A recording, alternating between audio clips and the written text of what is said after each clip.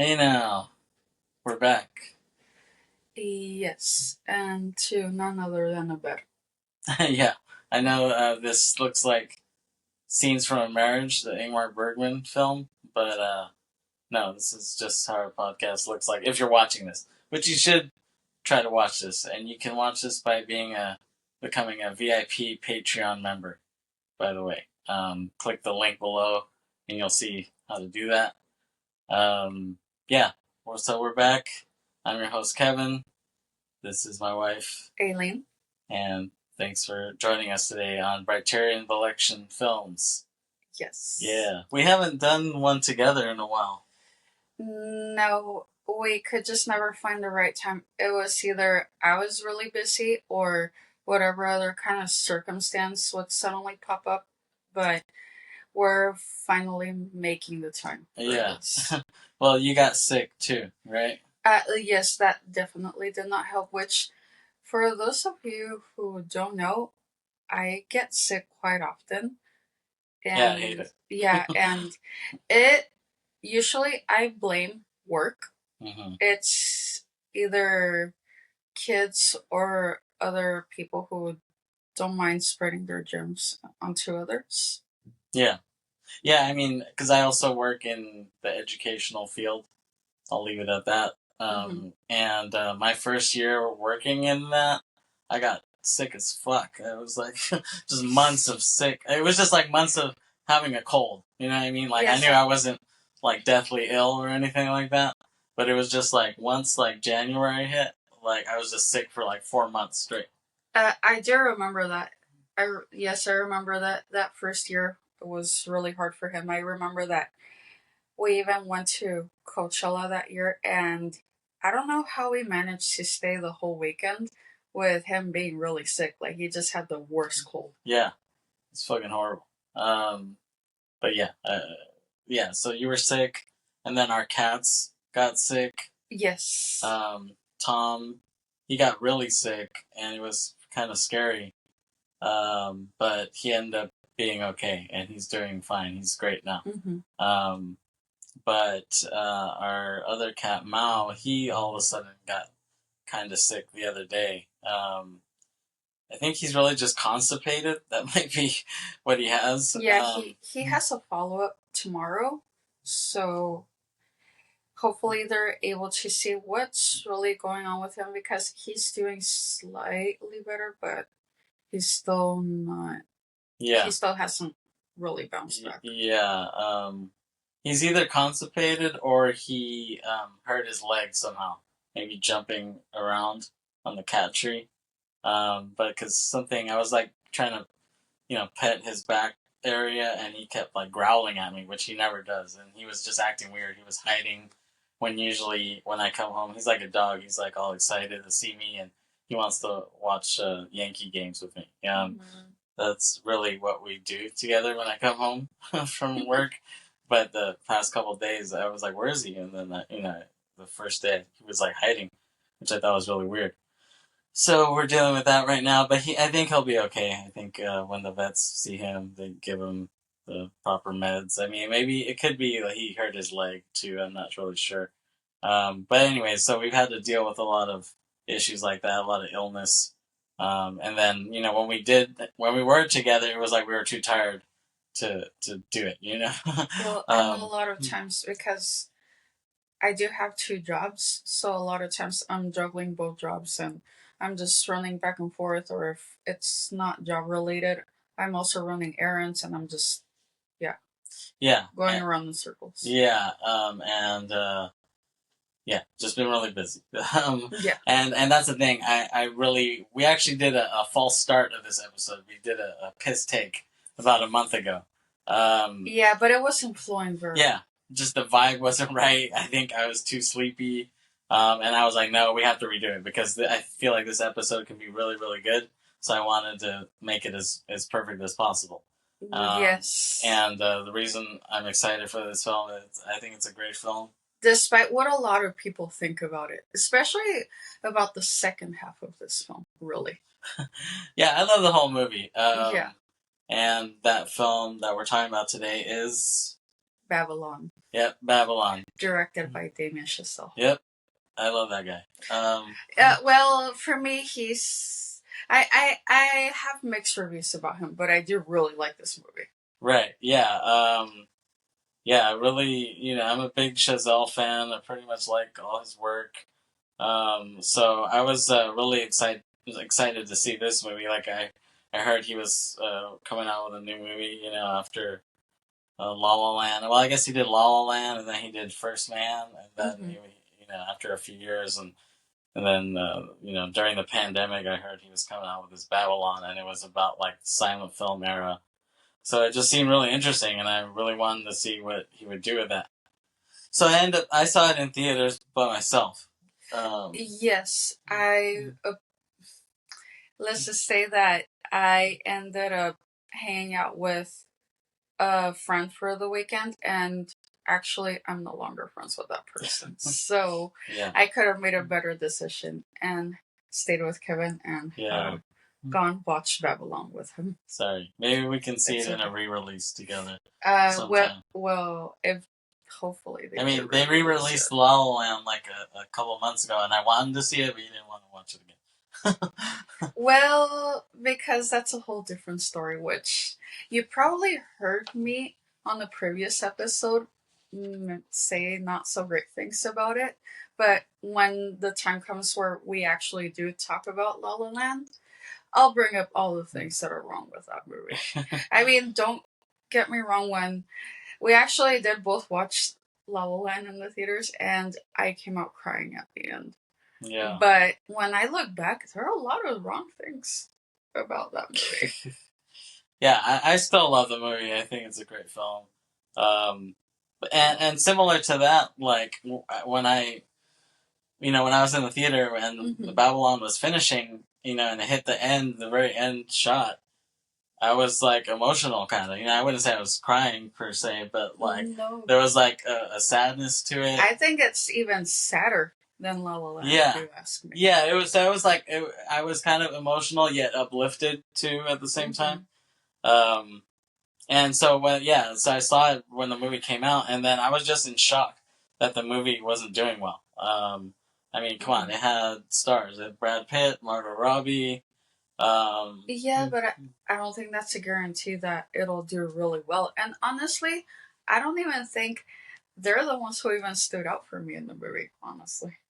No, it's really Diego Calva's movie, right? Yes, which, by the way, Diego Calva is a Mexican actor. In reality, he just kind of came out of nowhere, because even in Mexico before Babylon, he wasn't even that big of an actor. Yeah, it's not like he was freaking Diego Luna or anything. He was like really obscure even in Mexico. Well, yeah, the only reason why we even knew about him prior to watching Babylon is because he had a supporting role on this Netflix series called Desenfrenadas, which actually the English language title is Unstoppable, which I guess that was the closest thing that they could translate it to. Yes, and it's about, the premise on the series is about three women who are all in their mid-20s. They're either, like at the start of their careers, or one one of them is like, pursuing medicine, because her pretty much that was her father's profession, and he's pushing her to, following his footsteps. Yeah. But all these three women, especially Rocio, which is the one who's the prospective surgeon, because she's actually going in for surgery. That would be her specialty. She realizes that, you know what, maybe I need to take another path.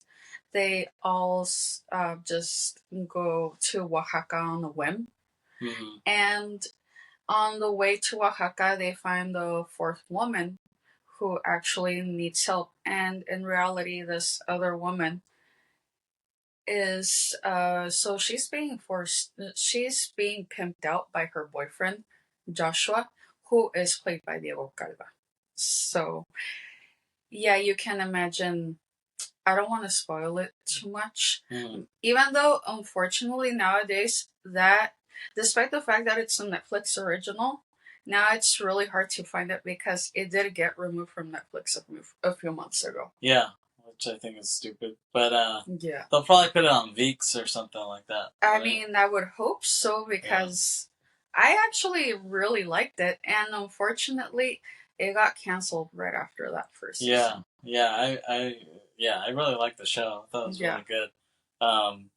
But one of the actresses, Lucia Uribe, she's like the queen of canceled shows. Like she's like because she had that canceled, and she was on another Netflix series called Todo va a estar bien, or it translates to Everything Will Be Okay, and that also got canceled after the first season. Yeah. But I really like the show, and that's the thing. I remember, like, we saw that series. We saw it right before the pandemic hit. Yes, it like right before. Yeah. Like 2 weeks before.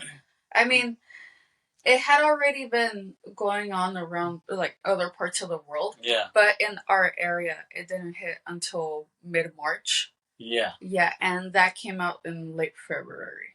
Yeah, exactly. Yeah. So we were staying at a hotel in Tijuana, and R.I.P. Nook Hotel. Yeah, so it's called Nook Hotel, and it was really cool. I thought it was the shit. Like I loved the design and everything. And it was we stayed opening night. Yeah, because it was the inauguration of the hotel and the adjacent bar. Yeah, which was really cool. Yeah, and so our first night there, we watched this Empanadas, and we thought, oh, cool. Yeah, because they had smart TVs like in the room, so I was like, oh, this is cool.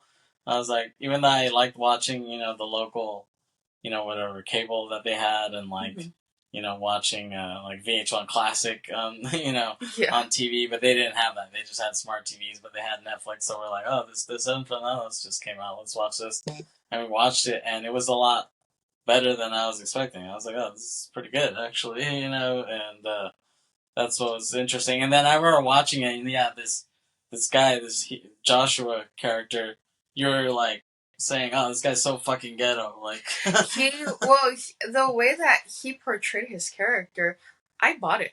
He really seemed like he was like really this, like he really seemed trashy, honestly. Yeah, and that's the thing. So I remember I heard that during the pandemic. So like the pandemic hits, and then I heard that Damian Chazelle was casting his new movie that he's going to be doing. I saw it on like Variety or on Facebook or something like that. Mm-hmm. And then I saw that he casted this Mexican actor with the lead part, which I thought was random. I was like, why is he casting some Mexican actor for this? Like, that's weird. And he like kind of plucked him out of nowhere.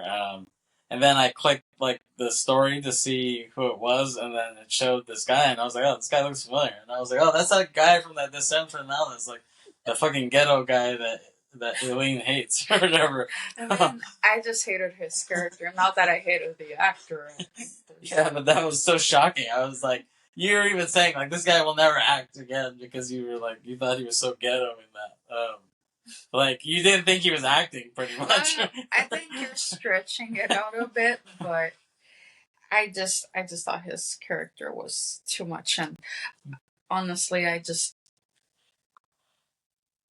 didn't really like how misogynistic he was. On top of the fact that he was doing illegal activity. Yeah. Yeah. I mean, I guess he's a pretty good actor then, because he bought his whole thing, right? Yeah. So he's in this movie Babylon, and seeing interviews with Chazelle afterwards, like he needed a Mexican actor for this. He like I guess he just wrote it, based on this his main character is going to be this kind of Mexican character, and he didn't want anyone too known for the role. So then he had to be young-ish, and there really aren't that many like somewhat well-known actors or not well-known actors who are that young. You know what I mean? Like but I saw an interview and Chazelle said that he saw a headshot, like he saw Diego Calva's headshot in like a stack of all these headshots, and he just saw his, and he's like, "Oh, he seems good. Let's screen test him." And then he brought him in for a screen test with Margot Robbie, and he killed it basically. Like I guess she was doing it with other actors, but she said he was the best one because he was the only one who would like push back on her. Like all the other guys, she was like dominating them, easily, and they were like kind of they would give in to her too easily, But she said he was really good because he was the only one who would like stand up to her, and she's like, "Yeah, that's exactly what we want." You know what I'm saying? We want someone who can believably, like stand up to my bullshit as this character Nellie Leroy. Well, right? which he does. Right? Yes, we'll talk about that shortly. Yeah. So, I was just shocked that it didn't do very well. I mean, maybe it's the silent movie aspect, and people don't like silent movies. And it's a period piece. Maybe people don't like that. I don't know. I think that's part of it, but I also looked into it, and Kevin knows that I love going on Reddit to look at, to read people's perspectives. Much to my dismay.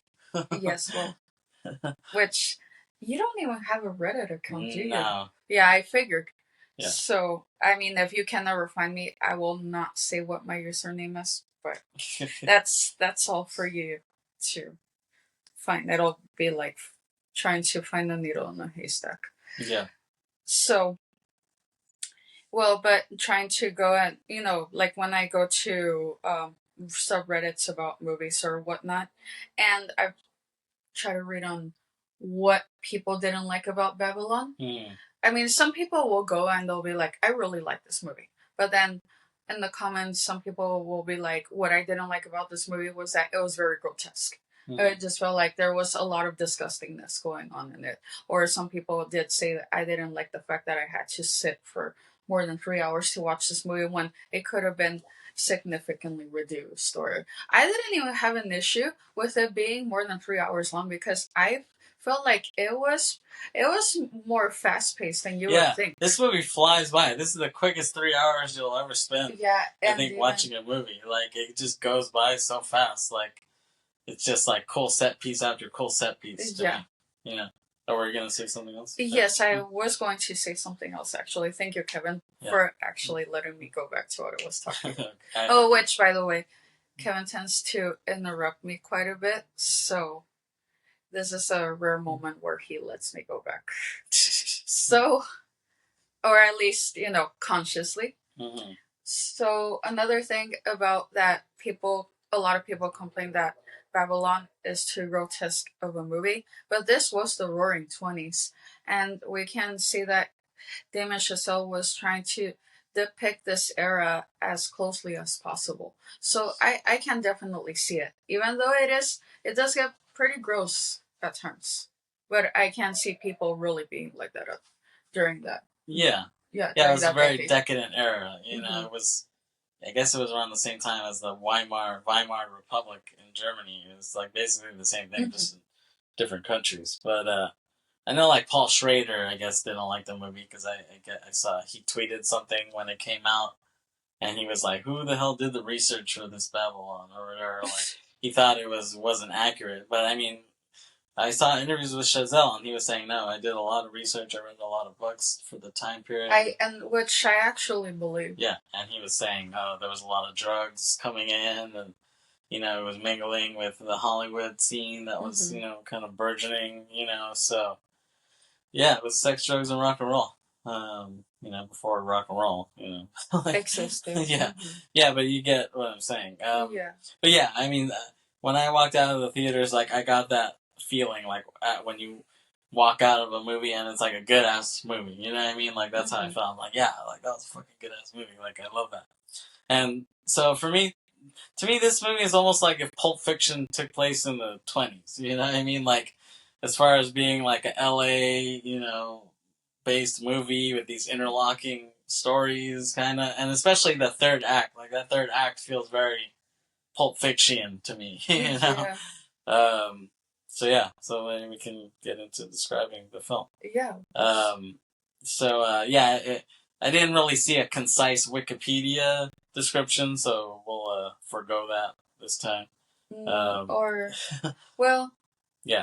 if you just want to abbreviate it, however you want to do it. So, I mean, what is Babylon about? It's about the silent era of film in Hollywood, so it starts off in the late 20s, I guess, 1928. Yeah. Or 26, I guess, is when it starts. And then we see just the end of that silent film era. And, when the jazz singer comes out and ushers in the era of sound film, and it's a real success. But, a lot of the actors who were big in the silent era couldn't keep up with that, and they just kind of fell by the wayside, and some of these actors, like some of the characters in the film, are based on real actors from that time period who went through depression after they couldn't sustain their careers, and from the transition from the silent era to the sound era, and some of them committed suicide, stuff like that. Yeah, which I would assume also that the stock market crash didn't help. Yeah, I'm sure that didn't help the situation. So we see that, and we kind of see it through the eyes of this Mexican character, Manny, and him basically wanting to be part of the film world, and that's his passion, and he's kind of an outsider though, being a random Mexican guy, but it's he loves the art form, and yeah, we see kind of his journey, trying to get into the film industry, and the ups and downs of it, and at the end of the day, him like tapping out of the industry. You know what I'm saying? But I think he still sees the beauty of film at the end of things. Oh yeah, of course. So the movie starts, and we see the old school silent film Paramount logo. I think that's pretty cool. With like a sepia tone, like just to give you that silent film. Like that old school vibe, yeah, exactly. And Chazelle, I've noticed that he likes to play with those studio logos. Like he also did that in La La Land with the Summit logo. Like also had this like old school type of look. And I remember what happened to Summit. The Summit Studios. They were doing a lot of shit at that time. I don't know. Did they close down or something? That's a good thing to look at right now. You know what? They were doing a lot of good movies at one point. It was like kind of like that Bob Yari entertainment. Like Bob Yari at one point in the mid 2000s, he was like, or the early 2000s, he was kind of running shit, and then all of a sudden he just stopped. I'm not sure what happened. I mean, same thing with Lionsgate in the 2000s. Lionsgate was on a hell of a run. Well, I'm looking it up right now, and it looks like they are still around. They're still around. Well, like, what's the last shit they produced? I feel like I haven't seen. Yeah. Like, I used to see that Summit logo before, like, almost every movie. Like, in the early 2010s and the late 2000s. They're the ones in Pasadena, right? Yeah, I guess so, yeah. I mean... So, yeah, they were doing a lot of shit. And then, so the film actually starts, and we open, and we see Bel Air in 1926. And we see, like, just a dusty road with palm trees. So they had to shoot this somewhere in the desert around LA, right? Yeah. Maybe, like, Lancaster area or something Probably. like that. And so we see this old buggy Model T car pull up with, like, a carriage and stuff. And this big guy comes out. He looks like some Duck Dynasty guy with a beard. He comes out. So I was never a big Duck Dynasty guy. I never cared for it. He comes out with a clipboard, and he sees Manny, and he's like, "Are you Manuel?" And he tells him that he has to pay for the vehicle and the livestock, and he says, "Put down one horse, write one horse and sign." And he tells him, "Well, it's not a horse; it's an elephant." And he's like, "What?" He's like, "It's an elephant." And he looks down the road, and he sees this other guy with an elephant, and he's freaked out. The big guy, he's freaking out, and he tells him, "This is a truck for fucking horses. What do I look like, goddamn Maharaja?" And man, he just tells him, "Shut up," and he sticks money in his face. And he's like, "Okay, you're invited to the party." And so we cut to, they're trying to get up this hill with the elephant, trying to pull him up in the car, and it's just, they're struggling. So Manny and this other old Mexican guy, they're kind of trying to push the elephant's ass up the hill, but they're really struggling. So the older guy gets out, and he's trying to calm down the elephant. So he like throws hay at him, like he throws hay at his ass to try to calm him down, I guess. Literally. Yeah. And Manny's like, "What the fuck are you doing?" He's like getting pissed off at him, and he's like, "Oh." Which, by the way, he throws a lot of phrases in Spanish. Yeah. Which she actually did say that in Spanish. Yeah. I think he improvised all that stuff because I'm sure that wasn't written there. Not in Spanish anyway, you know what I'm saying? I'm sure, but he did a good job with that. I'm sure Chazelle was like, improvise something in Spanish, make it realistic. Yeah. You know what I'm saying? Of course. Because what does he say? He's like, ¿Qué chingados estás haciendo? Yeah. He tells him that, right? Yeah, that's pretty much what he said. Yeah, like, what the fuck are you doing? So, yeah, and then this old Mexican guy keeps throwing the hay, and all of a sudden, we get a close-up of the elephant's asshole, and the elephant just shits all over us as the audience. Just all over the camera and all over the guy, all over the older Mexican guy. And I think Manny gets like some ricochet of the shit. Some ricochet, but not that badly. But the older guy gets it. Did he just say ricochet? Yeah. I guess because it looks like shit, right? But it's French. Speaking of improvisation. But it's French, right? So you say ricochet. But it looks like ricochet, like ricochet. Okay, that was weird on a few levels. So, and cut to like they get stopped by a cop, and he sees it's an elephant, and it's funny how the cop is like, he's not shocked by the elephant. He's just like, "You got a permit?" And Manny's like, "I didn't think we needed one." And he's like, "You gotta have a permit. Plan to have an elephant." Like the guy is so serious. The cop guy. They're like, it's funny how matter of factly he is about the elephant.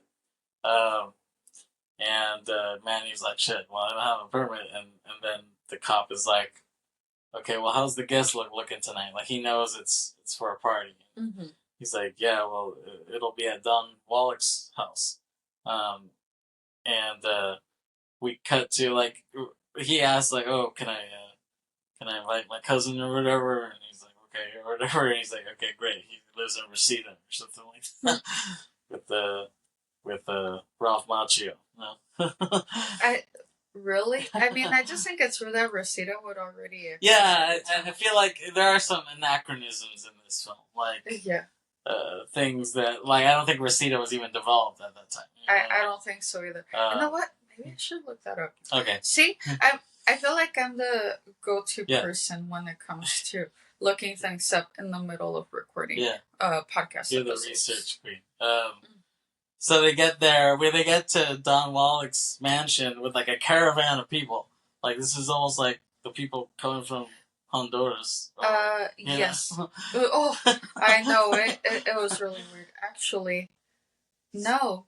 Wikipedia just proved me wrong. It was founded in 1912. Really? What the hell? Like, but has there always been like a suburban community or whatever? I suppose it has been. Like, that's pretty strange. So anyways. Yeah, because it was devoted to agriculture for many years. Okay, maybe it was just a farm community at that point. Yeah. Then it just turned into a ghetto community after a while. So once again, this proves that Damian Chazelle did do his research. There you go. So they get there with this caravan of people, and Don Wallach's henchman security is like, "Who the fuck are all these people?" No preguntes. Yeah. Like don't ask. That's what Manny says. And then also you hear the beat like... Oh. Like you hear the music, the score kick in. Yeah. Which, I mean, I think he's a great composer. What's his name? Justin Hurwitz, which, by the way, I heard he recently went on tour to perform a lot of the scores that he does. That's crazy.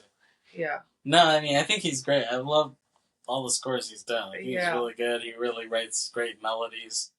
And so, the music kicks in, and we see this chick kind of dancing in a room, and then we see her piss on this fat guy on the floor. Yeah, she just gave him a golden shower. Yeah. Oh, very nice view. Golden slumbers in your eyes, yeah. What? That was a Beatles reference. I don't know if that really suits here, by the way. I mean, as much as I understand you want to reference the Beatles, but I think it's probably not the right thing. Okay. I'm sure Paul McCartney doesn't want to be associated with that. Yeah, he would probably be ashamed if he heard you. But that's part of the grotesque thing you're talking about, right? People were just too grotesque about that. Yeah. But the thing is, when you're a director of that stature, you need to hit the audience hard, like, quickly. That way they know if it's for them or not. You know what I'm saying? Because people, when they see the elephant shitting, they can be like, okay, I'm walking out. You know what I'm saying? And that's fine. You know what I'm saying? You can just be like that. That wasn't for me. That really set the tone. And okay, and then if you weren't grossed out by that, okay, are you gonna be grossed out by this chick pissing on this fat guy? You know what I mean? Like, okay, if you're grossed out by that, okay, this movie's not for you. You can keep walking out. You know? Yeah. So it's like he keeps kind of testing the audience early on. You know, to see if you're up for seeing this. You know. And then we see this big ass party going on at this mansion. It's really roaring 20s. You know what I'm saying? It's it's flappers, it's naked people, and it seems like a fun party actually. And we see this jazz player, Sydney, is his character, and we kind of see his story. I mean, we see his story in the film, and we see him, playing with his buddies in the band, and we see some guy snorting coke off some chick's tits. Yeah. And then we see Jean Smart's character, Eleanor St. John, and she's like a movie critic for the time. She's like the Ebert of the time, I guess you could say. Yeah. And then Manny is like wrestling with a chicken, and he's trying to catch a chicken. Then he goes outside, he smokes a cigarette, and then like this romantic theme kicks in. This Manny and Nelly theme. Yeah, it's a nice little theme, and which it's pretty much signature Justin Hurwitz. Yeah, exactly. It's kind of reminiscent of La La Land, that melody. Kind of like City of Stars. It kind of does remind me of it. Yeah, so it's like if you like La La Land, you'll like that. Musically, anyway. And then all of a sudden, a car crashes out of nowhere into a sculpture on the lawn, and it's Margot Robbie. Margot Robbie comes out, and she plays Nellie Leroy, right? Yeah. Which is actually not proper French, right? Because it would be Le Roi. Well, not just that, but how she wrote it, it's like La Roy, which it wouldn't be La Roy. No, it would be Le. It would be Le Roy because it's masculine. Roy is king. Yeah, exactly. So it's Leroy, not Leroy. So I guess it just became Americanized. Yeah, got butchered at Ellis Island or whatever. Yeah, that's most likely it. So, she comes in and she's also trying to crash the party, and she's arguing with the security guy, and Manny sees this, and I think he's like, "Oh, she's hot. Let me try to let me try to help her out." So he comes into the scene and he's like, "Nellie Leroy, they're waiting for you." And then she's like, "See?" to the security guy. He's like, "All right, fine, go ahead." And he kind of saves her, and he goes with her. He walks with her, and she tells him. It's kind of funny because she tells him like, "Hey, like, I want to be an actress, like, and you either are a star or you ain't." That's what she says, which comes back later on. And she asks him, she tells him, like, "Oh, thanks for helping me. Like, you know where I can find some drugs?" that's what she asked him. And then the jazz players are having a musician conversation. They're having a real argument musically. And in the background, we see a little person jumping on a pogo stick, like, with the shape of a penis, like, covering the pogo stick. Oh, like, it's like his costume, and then he like jumps up and he like shoots jizz everywhere. Thank you for the description. I thought that was brilliant. I mean, how come I feel like I haven't seen that. Did they only do that in the 20s or what? Like, I feel like I haven't seen that nowadays. Yeah, I guess that was that was for the. That was the heyday of pogo penis little person jizzing. That's such a weird combination. Yeah. No, but it's funny that that's in the background while they're having this musician conversation. It's kind of funny. It's jazz with jizz. Okay. Okay, and then we see that fat guy who, with the girl who was pissing, and she's on the floor, passed out. She might be dead. So they're like, "Oh shit." He's like, "What the hell do I do?" And then we cut to, and we see Brad Pitt outside in a car. Well, actually, you just spoiled that because they at first don't show his face. They just see, yeah, they just see a married couple. Yeah, so you outside you see a married couple arguing in their car, and the man insists that he's speaking to his wife in Italian, and she hates it. She's like, stop pretending to be Italian. You need to stop speaking the language, like Yeah. And he insists on speaking Italian. So she said, if you speak one more word in Italian, I'm going to divorce you. Mm-hmm. So then, and he's quiet. He's quiet for a bit, and then she smiles at him. Yeah. And then all of a sudden he starts speaking Italian again. And she's like, all right. He's like, yeah. Like, she's just done with him. She's completely done. Fuck you. I'm leaving you. She smacks him and leaves the car. Leaves in the car. She takes off and leaves him there standing. And so that is Brad Pitt. Yes. Who plays Jack Conrad. Right? Yeah. And so his and the woman who plays his wife, the actress, is Olivia Wilde. Right? Yeah, it's a nice little cameo from the director of Booksmart, right? Yeah. Interesting, I guess. Yeah, Olivia Wilde.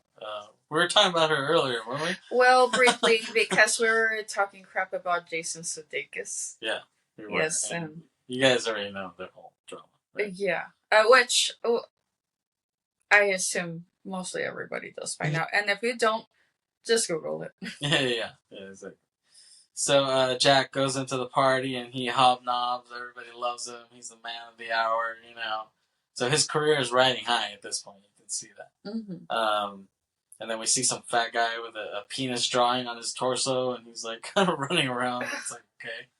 There's a lot of penis imagery in this. And why? Yeah. And then Jack is sitting at a table, and the waitress tries to get his attention by like rubbing her tits in his face, or like she kind of leans across him and like just like he's sitting there, and it's just like whoa. And he orders. He's like, you know how to make a corpse reviver, which has a dash of absinthe. He tells her. I guess they had a lot of absinthe back in the day. That was big. Yeah. It somehow died over time. I guess. Well, because people died. I guess that's why. I heard it doesn't taste good. I'm sure. I heard but that. But it's less like a forbidden thing, I think that's why people like it. Yeah, I guess so. But from what I heard in more recent times, is that absinthe tastes horrible. Yeah. And that even goes for people who like to regularly drink. Right. Yeah. Yeah. Yeah, so I would probably hate it. I mean, I think I would especially hate it, which, by the way, nowadays, I hardly ever drink. Yeah. Yeah. I still drink a little. Like, I'll have at least a beer a week. One. Yeah, no, I feel every like... Thursday is Thirsty Thursday, celebrating the end of the work week, maybe the next day, and I have a beer. I had a nice Radler the other night. It was pretty good. Yeah, I actually did take a sip. Yeah. It was pretty good. It's pretty good, right? Other than that... Shout out to Aldi. We need to get more Radlers. Good Radlers. Yes, bring back that Bitburger Radler. Yeah. That one was really good. Yeah. But I only saw it... I was like, there one day, gone the next day. Yeah. So... That was very limited supply. I don't know what happened. And even then, I would think Bevmo would have it, but I haven't even had a chance to even go to Bevmo. Like I said, I hardly ever drink. Why would I even go to Bevmo? Well, you can get me some. Okay. Or Schoferhofer. Schoferhofer's hella good. I love Schoferhofer. Okay, sure. I'm a hoe for Schofer. Weird. Okay. But yes. So anyways, so Jack is at the table having his corpse reviver, which I think is a cool name for a trick. Mm-hmm. And Jack is told that his buddy is in the car threatening to kill himself because of a girl. And so Jack has to go, like, talk him off the roof. And that buddy is George, and he's played by the young man who was in when he was a little kid in Witness. in the Harrison Ford film. What's his name? He's one of Leonardo DiCaprio's friends. Oh. Why am I blanking on his name? He was in Inception. He was in that beginning part of Inception where they're having a dream and he's like in Lebanon or something like that. I can't remember either. Yeah, I really like him as an actor, especially when he was younger. He's getting kind of old, and he doesn't even really get that many parts, honestly. But I always liked him as an actor. What's his name? I'm having a hard time finding his name. Yeah, he's not. I'm looking on IMDb, and he's not on this. He's not in the main part. Really. Well, because he's probably not actually considered part of the main. I didn't realize Albert Hammond Jr. is in this. Like he has a cameo in this. Oh. He's in the party scene. Oh, Lucas Haas. So Lucas Haas plays George. That was Lucas Haas? Yeah. Oh. Yeah, you didn't realize that? No. Because he looks old and different now, Yeah. But he was a kid. He did a lot of good work as a kid. He was in Witness. He played the little Amish kid in Witness. Yeah, he was good. So anyway, he plays Jack's buddy George, and he has a lot of girl problems, and he's like kind of suicidal because of that. He's like Sean Kingston, and you'll have me suicidal when you say it's over. From the song. Sean Kingston is in some heat right now. Because him and his mom have been doing like fraud or whatever. Yeah, that is just really weird. Yeah. I was not expecting him. Really. No, me neither. I mean, I thought he was talented. But people want to, keep their money up. You know what I'm saying? Exactly. If you're not having hits, it's like, where do you get money from? Well, sometimes you just have to do honest work, I guess. Yeah. And that's really weird considering that he actually did appear on a Yo Gabba Gabba episode. Right. So, kids, hey, yeah, exactly. You want to set a good example for them. Yeah. So, anyway, we cut to Nellie and Manny talking in the drug room. And he's like, oh, look at this, look at this, look at this. He's like, we have this. And he's like, and that chair was, like, set on by King Louis XIV or something like that. And she tells him to snort cocaine. He's like, okay. Like, I think he's just like, I'll do whatever you want. I'll do whatever drug you want. Just, yeah, like, let me hang out with you, Mm-hmm. And so they're having this conversation, and she asks him, like, where would you want to go? Like, if you could go anywhere, where would you want to go? And he says, he's like, I always wanted to be on a movie set, like, and she's like, yeah, and he's like, yeah, like, I love movies, like, just, he's like, I've always wanted to be on a set and be a part of something, like, something that means something. He says that, he's like, I want to be part of something important, and he's like, I just love movies, and she's like, yeah, I love movies too, and they really, bond over that, and he's like, I love it because you can die, but you're not really dead. Like he says that, and like you see the spark, the chemistry between them, and like the spark in their eyes when they're talking about film, and it's like it reminds me of me trying to talk about film with people. No, he really did remind me of you. Yeah, like the passion that he speaks with the film, and then and then she's like, maybe you can be an actor too. She's like, you're not bad looking. That's what she tells him, and then he's like, thank you. Like he doesn't know what to make of it or whatever. And then we see this Chinese young woman. Her name is Lady Fei Zhu, and she does a song for the crowd there, and it's called "My Girl's Pussy," is what it's called. And nice title. Yeah. There's some double entendres there. And maybe single entendres there too.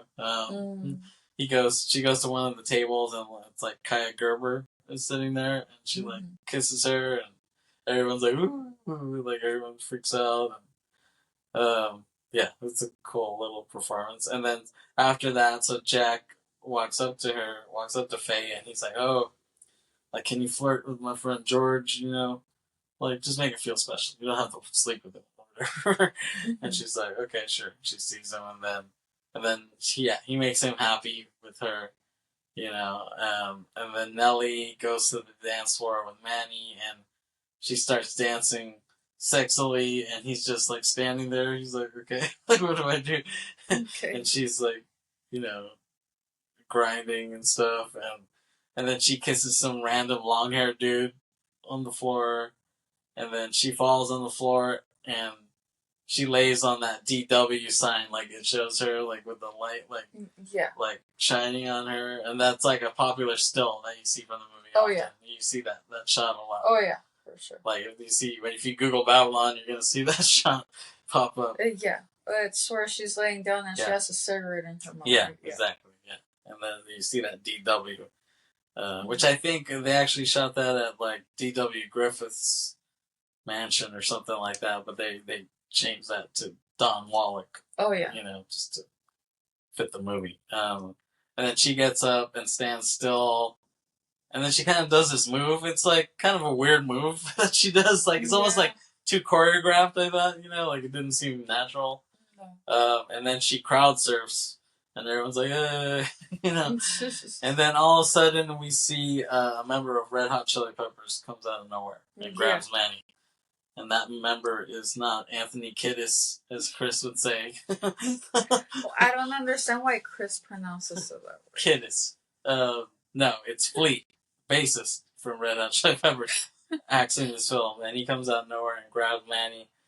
And he takes him to the room where the girl was pissing on the guy. And she's like ODing. And they need to get her to the hospital. But they don't want to scare people carrying out this dying girl, they don't want to scare the crowd. Even though I don't think they'd really notice, at a party like this. Yeah, I don't think they would notice that. There are so many people doing who knows what that they probably wouldn't notice. Yeah, I really don't think so. I remember how there was always people getting taken away at Coachella, there were people just being dragged or whatever. Yeah, because people would collapse from heat exhaustion. Yeah, and it's just like, okay, well, they're gone. Just carry on with the rest of your day. And then, so they're like, how do we do this? How do we get this girl? And then Manny suggests that they use the elephant to distract the crowd while they carry her out and take her to the hospital. And so that's what they end up doing. People are dancing, the band is playing, then all of a sudden this elephant comes out, and they're like, oh my god, an elephant, or whatever, oh, that's so cool. And then they drag the girl out. But I guess that chick, she was supposed to be the actress in the shoot the next day. The ODing chick. Oh, yeah. So they're like, okay, just get any girl. That's what they tell her. Get any girl for the film. So Flea goes out, and he tries to pick a girl at random from the party. But every girl he sees is either, boning or doing something weird or doing drugs or something like that. But then he sees Nellie. She's, the only one who's relatively normal. And he's like, that girl. Get that girl for the movie. Or whatever. So he tells his boys to grab her, and they come up to her and they're like, here you go. They tell her she should get some sleep because she's expected on set in a few hours. And Manny offers his gopher services to Flea on the set too, but he basically was like, no, we're good. He declines his gopher services. And I love the shot of her running out. So when she gets the offer for the gig, and we see her running out the corridor, and she runs outside, and it's daytime already. I love that. I really like that shot. And she throws her hat or something. She throws it as she runs out, and they bring that shot back in the climax of the film at the end. And she says something like, "Kiss my Angelino hooch," or whatever, which. I don't know, was that a thing? Was Angelino a thing at the time? I didn't think so. I felt like that came about later, Yeah. Angelino. And then hooch, I didn't even know if that was a thing either. I thought hooch was alcohol. When did hooch become cooch or whatever? Because I think that's what she meant, right? Yeah. And then Manny, he's in awe of her, So he tells her, he says, Nelly, creo que te amo. That's what he says to her. Yes, which, by the way, he tells her, Nelly, I think I love you. Yeah. But in the subtitles, which they actually show whenever Manny speaks Spanish, that was badly translated because they translated to, I think, I'm in love with you. Right. Being in love is not the same thing as loving someone, by the way. At least Right. not necessarily. So, right. Paramount, I don't know, or whoever decided to hire to do the subtitles could have done a better job. Yeah. They should hire you for that. You would love to do that, right? I personally would. Yeah, well, he says that to her in Spanish, and she doesn't understand shit that he's saying. You know what I'm saying? She's just like blowing his ass off, you know? Mm-hmm. And she's like, all right, I gotta go. So she drives off and crashes into some other shit behind her. Like, she like backs up and then she just drives off. And Manny's just like, wow. Like, he's just like in awe of her. And then all of a sudden we hear some guy, he says, Chico, Jack Conrad's passed out. Use one of Wallach's cars to take him home. And he's like, oh, okay. So, like, he's like, that's cool. I get to take Jack Conrad home. I get to drive him home. So he takes Jack home, and Jack gets home, and he's drunk, and he puts on some Italian opera, like a record of that. And Jack asks Manny why the lonely man goes to the movies. And he's kind of like, I don't know. You know, he kind of doesn't know what to make of that. And he's like, we gotta innovate. We gotta inspire. Like, you know, Jack is really trying to push cinema forward, believe it or not, you know?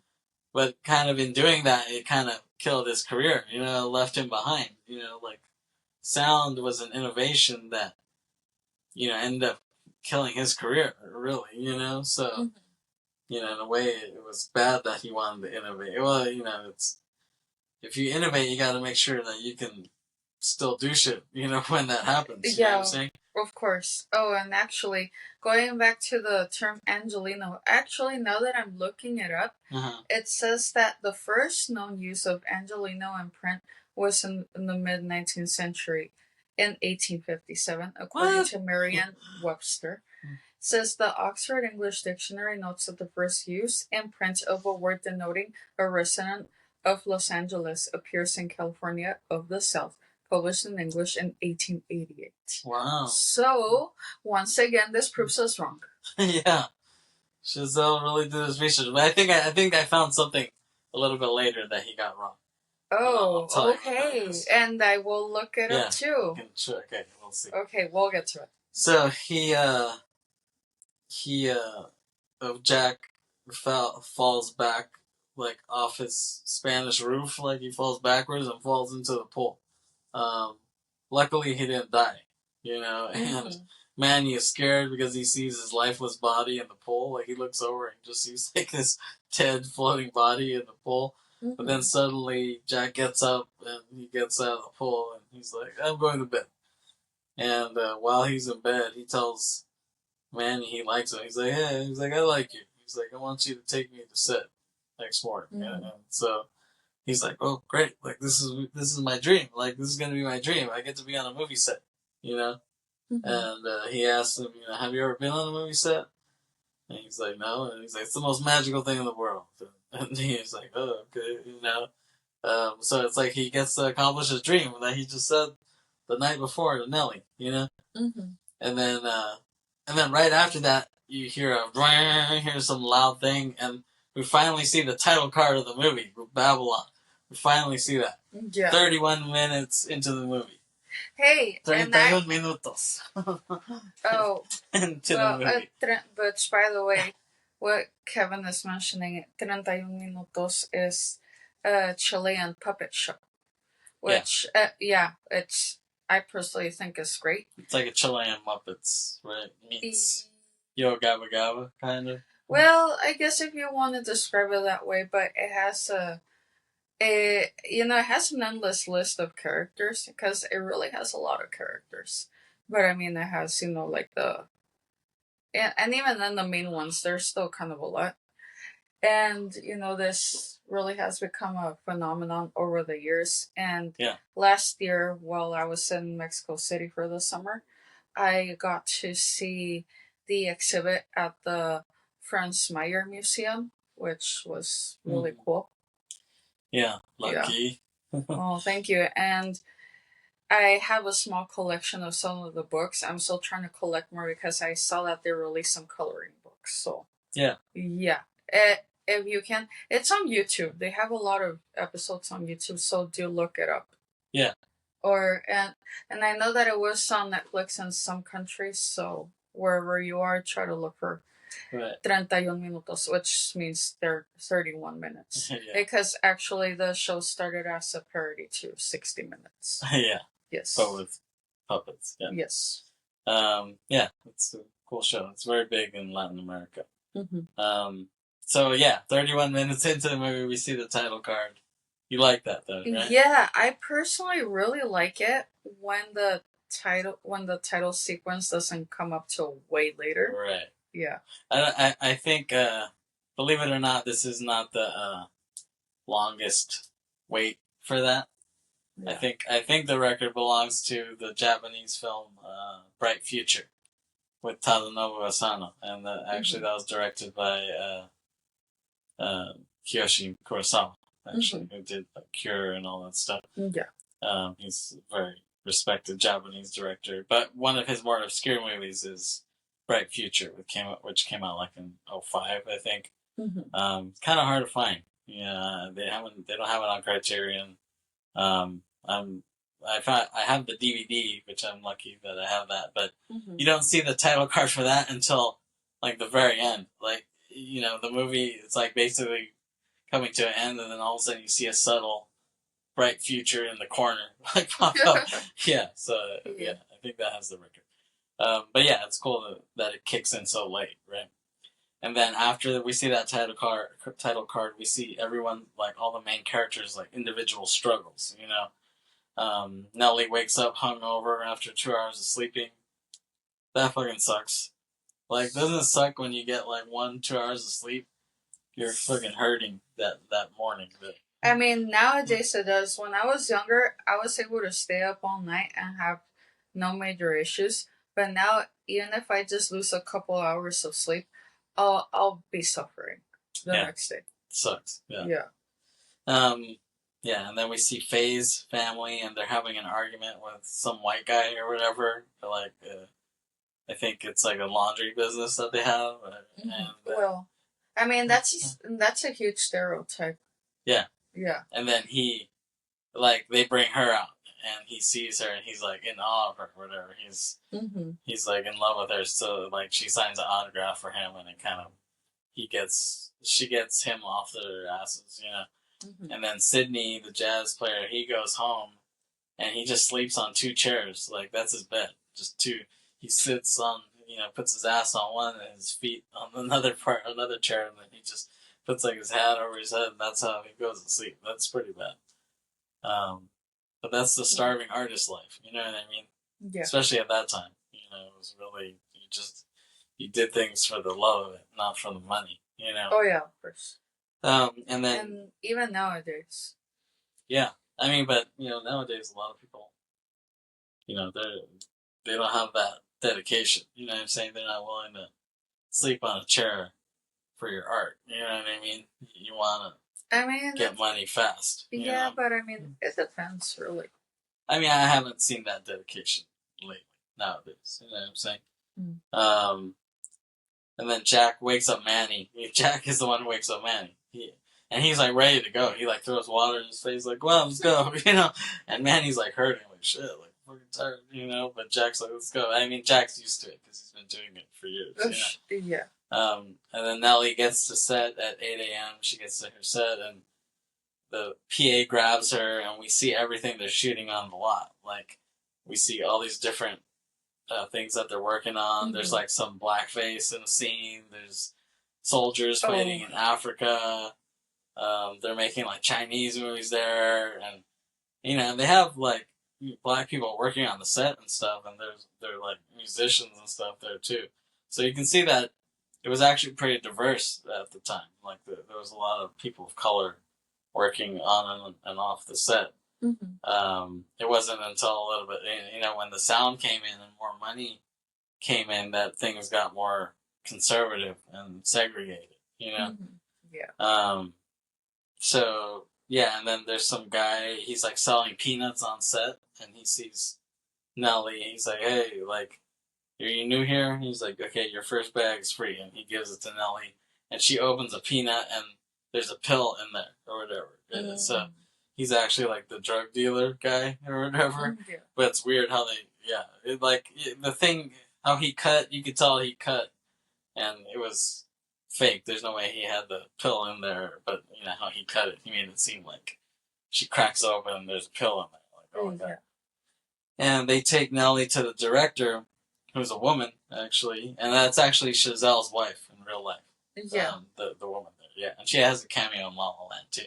She's the one who's, like, waiting for her coffee from her. Oh, yeah. she's so annoying. Yeah. And in this, she's kind of annoying, too. Yeah, I agree. She is. Sorry. No offense, dude. Or to her. Or to her, yeah. It's your characters, really.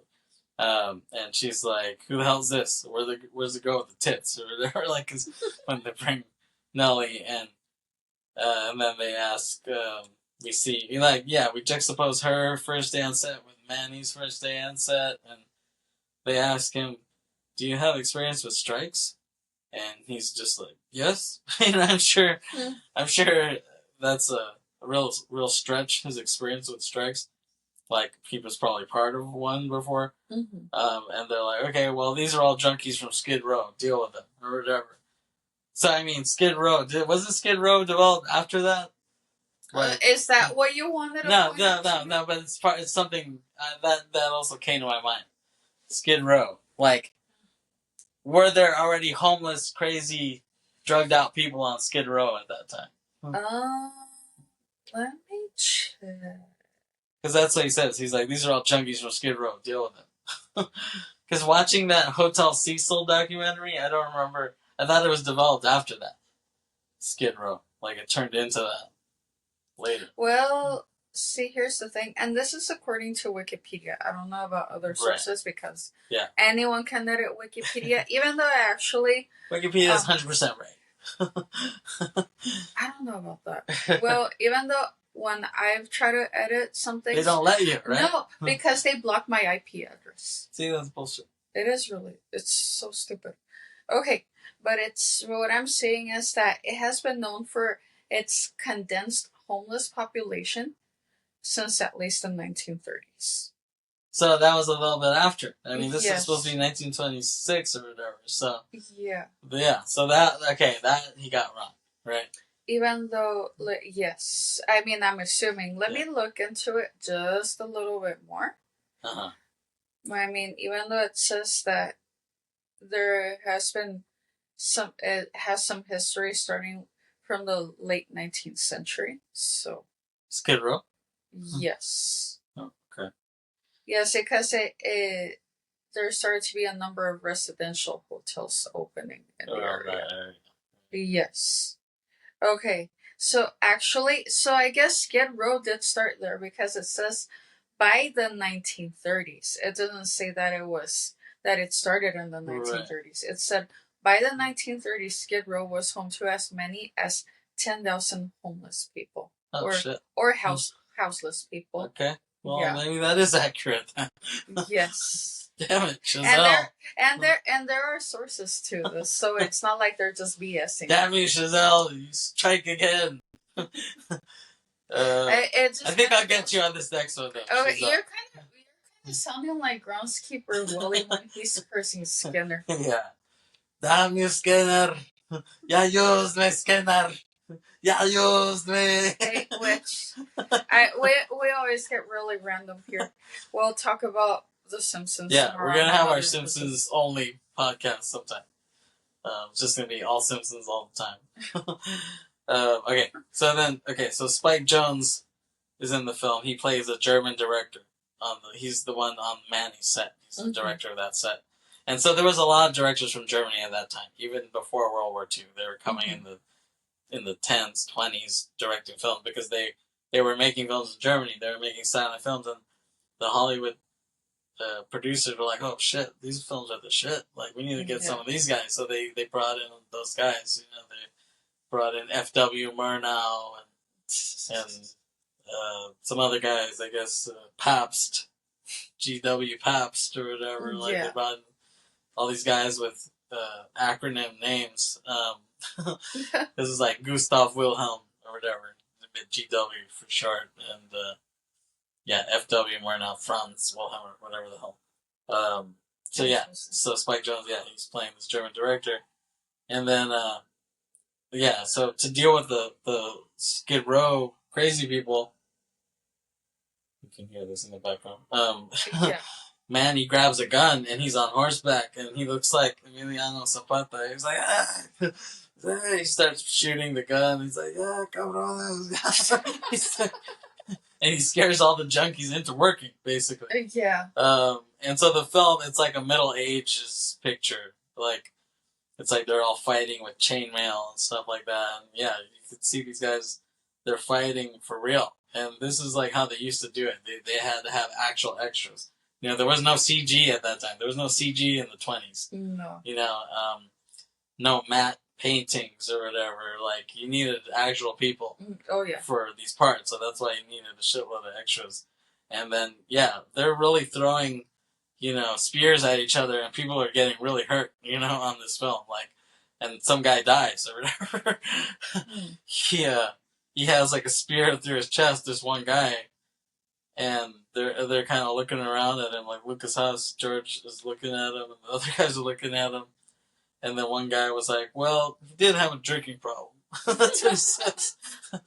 And they're like, oh, so he might have ran into it himself. That's what he says. And then Jean Smart is like dictating to a secretary what she sees on set. She's like looking over with the opera glasses, like, oh, look at the actors running and jumping, and then she's telling the chick to type it, and she's like, this is fucking shit. You know, like off record, she says that. And then Manny, he gives a coffee to Irving Thalberg, the character played by Max Minghella, your boy. For those of you who are not familiar with him, oh my god, he sometimes plays the most annoying characters. Well, I mean, he was annoying in Social Network, but I still thought he did a great job in that. Yeah. Which is, it's a great film. But I think in the worst one is in The Internship. I think he's fucking hilarious. I could not stand him in it. He plays this, like, pretentious British dude or whatever, and then, you know, Internship's pretty damn funny. Come on, it's pretty damn funny. Yeah, but he was such a bully, and I'm sorry, but I don't have any sympathy for bullies. No, I mean, neither do I, but I just thought he was funny. I thought his character was funny. And then, and if you haven't seen The Internship, they go into these teams to compete who's going to win, like, the Google, like, who'll get hired by Google, basically, you know, and then everyone thinks they're a genius and stuff. And then, you know, Vince Vaughn and Owen Wilson are part of one team of, like, kind of slackers and nerds and stuff. And then Max Minghella is part of the good team, but he has, like, this big guy on his team. And there's a part where he keeps calling the guy fat or whatever. Right? See, like, I don't think that's funny, and I'm sorry, but that's just bullying, and this comes from an educator. Yeah. And, you know, I just, as an educator, I do not tolerate bullying in any form. Yeah, I mean, I guess they wouldn't do this now. When did that movie come out? 2010? 2011? Something 2012? Like that. Maybe, it was sometime in the early 2010s. Yeah, maybe they wouldn't emphasize this fat aspect so much, but he was looking at the guy, because the fat guy is not keeping up or whatever, and he's like, so fat. Remember, like, you think he's gonna cut, but he just dwells on the shot, stays on him saying, so fat. Okay. Alright. I think I need some of you to give feedback on it, but I just feel like that's very politically incorrect, on top of the fact that I don't think that's funny. No, yeah, you're right. Making fun of, you know, because he was making fun of his appearance. Yeah. They wouldn't do that nowadays. They would do it in early 2010s, but probably not now. Even then, that wasn't that long. No, it wasn't. It wasn't, but it just shows you how far we've come from then. So anyway, so Manny gives a coffee to him, Max Minghella, who plays Irving Thalberg, and he's like the studio head, or whatever. He's one of the studio heads. And he gives him the coffee, and he's like trying to impress him, you know? Yeah. And then he just says, gracias. And he takes the coffee, and Manny is like offended by that. Like, he doesn't like that. He speaks to him in Spanish, and he doesn't like that, or whatever, you know? And then Jack has this fake nose, and he's putting on, he he's putting it on, and he's making a phone call to try to make deals and try to cast another movie. And then, because this is like an epic, Middle Ages war film, there's horses running around, and then the horse knocks down the camera and it breaks or whatever, so they need to get another one. And so they're like, "Hey, Miguel, go get a new camera," whatever.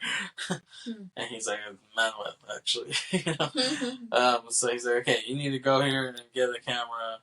And he's like, "Okay, sure." He just wants to help out the team, so he goes, he hauls ass to get the camera, and then on Nellie's side, we see her about to do her scene, and it's her at a bar, and she flirts with these bearded men, these other like Duck Dynasty looking dudes, and more of those. yeah, and she tells the bartender, she's like, "Santa, get me wet," or whatever.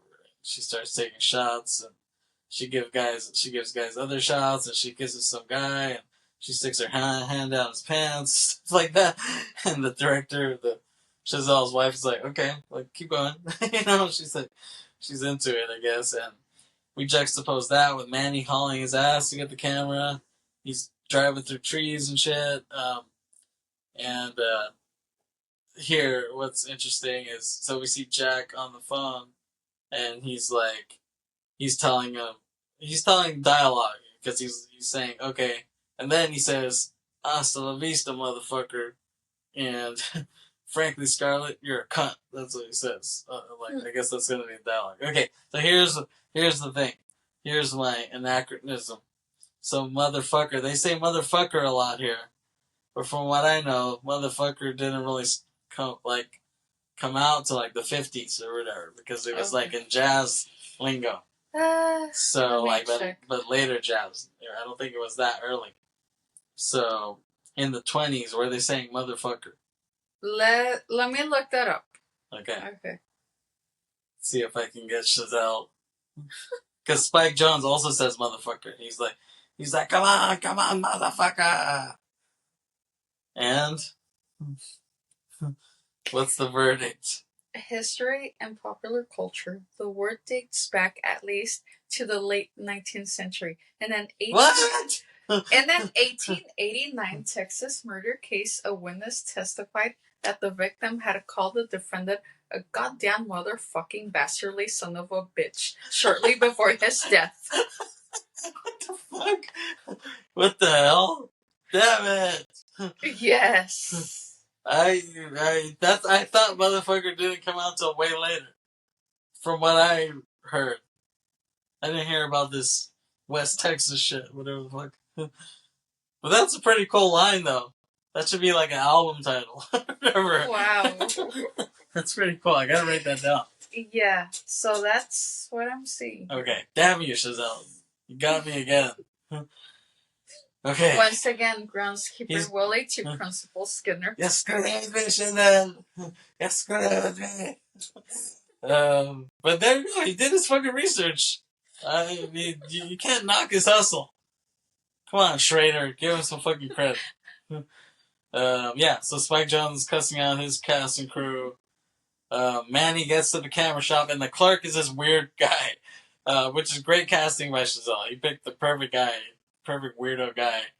And so Manny has to wait 30 minutes for the camera to come back, the 2709 Bell and Howell or whatever. Mm-hmm. I would always see those. When I would go to like thrift stores, I always saw Bell and Howell cameras there, 8mm cameras and stuff like that. Mm-hmm. So that was a real brand. And the cast and crew are just sitting down, kind of waiting to shoot. And then Jean Smart, the Eleanor St. John character, she asks some guy, like, "Are you married?" And he's like, "Wife's dead." And she's like, "Oh, dreadfully sorry." Like, it's just a nice little piece of humor, dark humor. And then the camera comes back to that store, the camera rental store, and he says he needs to be in Simi Valley in 20 minutes. Which Simi Valley, by the way, that's where all the cops live. They all live at Simi Valley. Yeah, I'm not surprised. Yeah. So he says he needs to be in Simi Valley in 20 minutes, and he sees some old school ambulance across the street, and he's like, I have an idea, whatever. So, and then we see Samara Weaving. She's acting in the film that Nellie's doing. So, Samara Weaving, I forgot what her character is in this film, but she's acting opposite. She's like this really the star of that film that that Nellie is doing, but Nellie is like stealing the show. So it's like she's really the one. Constance Moore, that's her character. So she's really supposed to be the star of it, but Nellie's really stealing the show. So Samara Weaving walks in, and you know they don't expect Nellie to be a good actress at all. She's like she can't cry on demand. She's just a fucking drunk girl they found at the party or whatever, you know. But so they shoot the scene, and she's able to cry on command. Like they're like, oh shit, this girl knows what she's doing. Is it called cry on command or cry on cue? Well, you could say it either way. I guess cry on cue. Okay. And Spike Jonze on his set, he's crying, he's sad, and he apologized to God for squandering the light, that he gave. He's like, oh, I'm sorry, God, to ruin the light, the beautiful light that you gave us, or whatever. And then you start hearing some sirens, and he's like, what's this bullshit? Or whatever. And then we see that it's Manny driving in this ambulance, or whatever. So that's how he was able to haul ass, because he stole that ambulance, and he was able to just cut through traffic and stuff. Not that I would expect there to be a lot of traffic. This is the fucking 20s. I don't expect... Yeah, but the roads are probably a lot smaller. Yeah, I guess that's true. So he just hauled ass in that ambulance. And then we cut back to Nellie's set, and they keep doing the take where where Constance Moore walks in and opens the door into the bar, and she sees Nellie on top of the bar, and the director gives her very specific instructions to cry. And then Constance asks the director, like, oh, any notes for me? And she's like, you're fine. And then the look that Samara Weaving gives is hilarious. She's perfect as like a 20s stick up her ass actress. So she's perfect for that. And then on the war film, Jack stumbles out of his tent drunkenly. He's like, oh my god. And he's having a hard time keeping his balance. And then it's magic hour now, right? We know what that means, right? So that means when the sun has pretty much set, but there's still some light, and that's considered the best lighting. That's why they call it that. That's why they call it magic hour. And then now it's kind of trendy. Now you hear people... Is it magic hour or golden hour? Well, you could call it either way. I mean, I guess golden hour, too. Maybe they call it that more now, but it was historically called magic hour. So yeah, like, that's...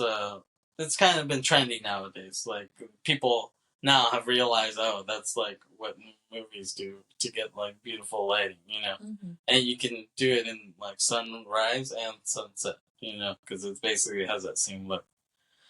And so they're trying to get Jack up the hill, and they're struggling, and you can see the silhouette of them like on the hill, and it almost reminds you of The Seventh Seal, the Bergman film, another Bergman reference of them like trying to have them on the hill, like, kind of frolicking on the hillside, and we see their black silhouettes. It's like the same thing, but they're pushing a drunk guy up this hill, and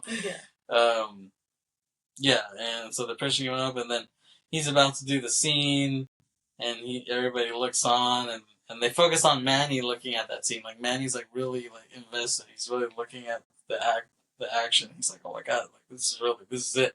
Like, this is the magical scene. Like, this is cinema. That's why they focus on it, because that's really what he's kind of thinking in his head. Like, oh my god, I get to see this. This is the magic of cinema. So, and then Jack walks in, and then he like keels over, like he's about to throw up or whatever. But then he gets back up, and then you see this chick is like his queen or whatever in the scene, and Spike Jonze, the director, he's like, okay, cue the live music. And then, so we see there's a symphony there playing the music for the scene. It's like, oh, that's dope. Like the fact that it's live, what I mean? I mean, like Wong Kar-wai, he'll play music on the set, but this is live music, you know what I'm saying? This is having the mamas and papas there on the set singing, while Faye Wong is in the diner, you know what I'm saying? Which, by the way, if you haven't watched Chungking Express, please do. Yeah, you must be living under a rock if you haven't seen. Yeah, and actually haven't watched it on the big screen a few years ago. Yeah, it was great. In New York, right? No less. Yeah, exactly. It was during like the re-release of those, of like it was like Wong Kar Wai week, and we were lucky to see Chungking. I wanted to see all of them, but we didn't have time. No, I mean when you only have 1 week in New York, it's just never enough. Yeah, exactly. Yeah. And on the other set, Nellie's set, the set catches fire. Fire starts going off, but the director wants to keep shooting. She's like, no, just keep shooting, and and then Nellie, she cries like the perfect final tear. Yeah. And they get it, and then we see Jack on his set. He kisses the queen. He embraces her, and then a butterfly comes and lands on his shoulder. And they're trying to show like that's the magic of cinema. Like you can't predict something like that when you're in nature. You don't expect something like that. You can't do that with CGI. I mean, you can, but it doesn't have the same feel. It definitely doesn't. That's and Manny sees it live. It's the magic of cinema. They print the film, we see it go through the reel, and then Spike cuts, and he's like, cut, and he's like, yeah, he's like, he could see that was so beautiful, and then both crews cheer, like the crew on Nellie's side and the crew on Manny's side, like, and then Manny starts to cheer too. He's like, and then we see Don Wallach come to set. We kind of saw him a little bit at the party. So Don Wallach is played by a random actor, Jeff Garland plays Don Wallach. Well, I don't think he's that random. More like he just, I don't know. He's had a weird career. Yeah, that's what I'm saying. That's why I think he's random. I think they just wanted a guy who kind of looks like Harvey Weinstein. And so they're like, who can we get who kind of looks like him but isn't him to freak everyone out? And he's impressed by Nellie. He sees her acting, crying, and he's like, "Who the fuck is that?" He's like smoking a cigar or whatever. And then Lady Faye, she asks who's writing the titles for this, because she writes a lot of the movie titles at that time, and then the director, after everything's cut, she walks up to Nellie and she's like, "How do you keep crying like that?" And Nellie's like, "I just think of home," and then cuts. And you want to take a break? Or? Let's take a break. Okay. Sure. Yeah. Maybe we might have to pick this up like another time, right? But let's see how I'm feeling in a few minutes. Okay, we'll take a break. Thank you. We'll be right back. Why do you have? Hey, we're back. We're back for part 2 of Babylon. Yes, I was about to say we're back for Scenes from a Marriage part 2. Just because of the whole bed thing, I mentioned that in the first episode, the first part of this episode. Yeah, so we took a break, and now we're back. It was kind of a long break. Yeah, it was almost a week long. Yeah. Well, just our schedules don't always pair up, despite the fact that we're married and we live together, obviously. Yeah. But my schedule has been pretty crazy, so. Yeah, exactly. Yeah. Scenes from Marriage. Sure. So we continue with Babylon, the Damian Chazelle film. So where we left off was the end of them on the set. So like they're both on the set for the first time, really. So yeah. Nellie finishes her scene where she's crying at the bar, and Manny finishes that scene that he helped go for. And Brad Pitt kisses the queen, and the butterfly lands on his shoulder. It's a beautiful moment. Oh. And everybody, the crew, claps and stuff. So that's where he left off, and yes. And so Nellie says, like, because the director asks her, "How do you keep crying on cue like that?" And she's like, "I just think of home." And then we'll pause and then cut to champagne popping, and it's a studio party.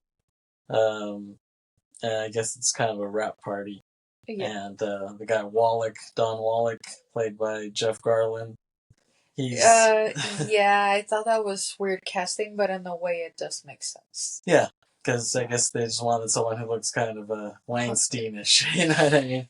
Yeah, that just gives me the Heebie-jeebies. yeah. That's exactly what I was thinking about. Like I was about to say they're heebie-jeebies, or just it's just pure cringe. For the CBGBs. No, that's way too cool. Way too cool. I would not even put those together. Yeah. Yeah.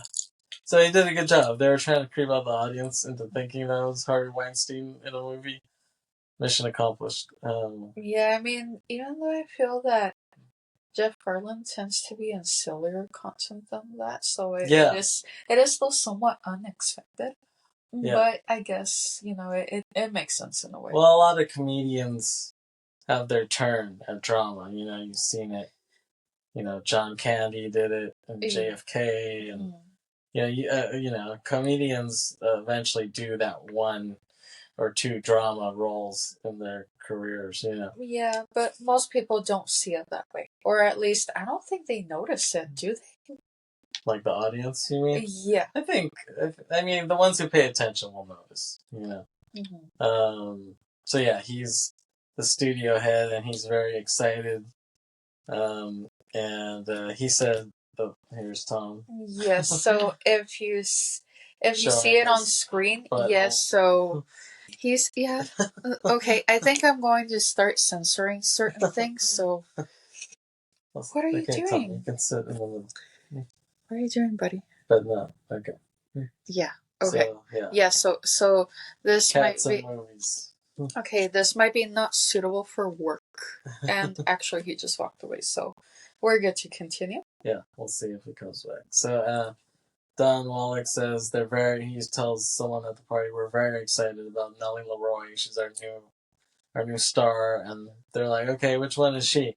And then we see her in the background, like this depth of field shot, and she's like jacking off this ice sculpture unicorn thing. And he says, TMI. He's like, oh, she's the one making love to the ice sculpture. But yeah, this movie moves hella fast. This is the quickest 3 hours you'll ever spend. Yeah, so that's what I don't understand. I went on to Reddit to read that a lot of people were complaining about the length of this film. Which to me, I didn't even. It's not even a slow movie. At least not at all. It moves hella fast. Like I said, it's the quickest 3 hours you'll ever spend. I think, in a theater anyway. So Manny, he becomes like Jack's assistant. He basically becomes his assistant. He says he likes him. So Jack tells Manny to get flowers for this opera chick.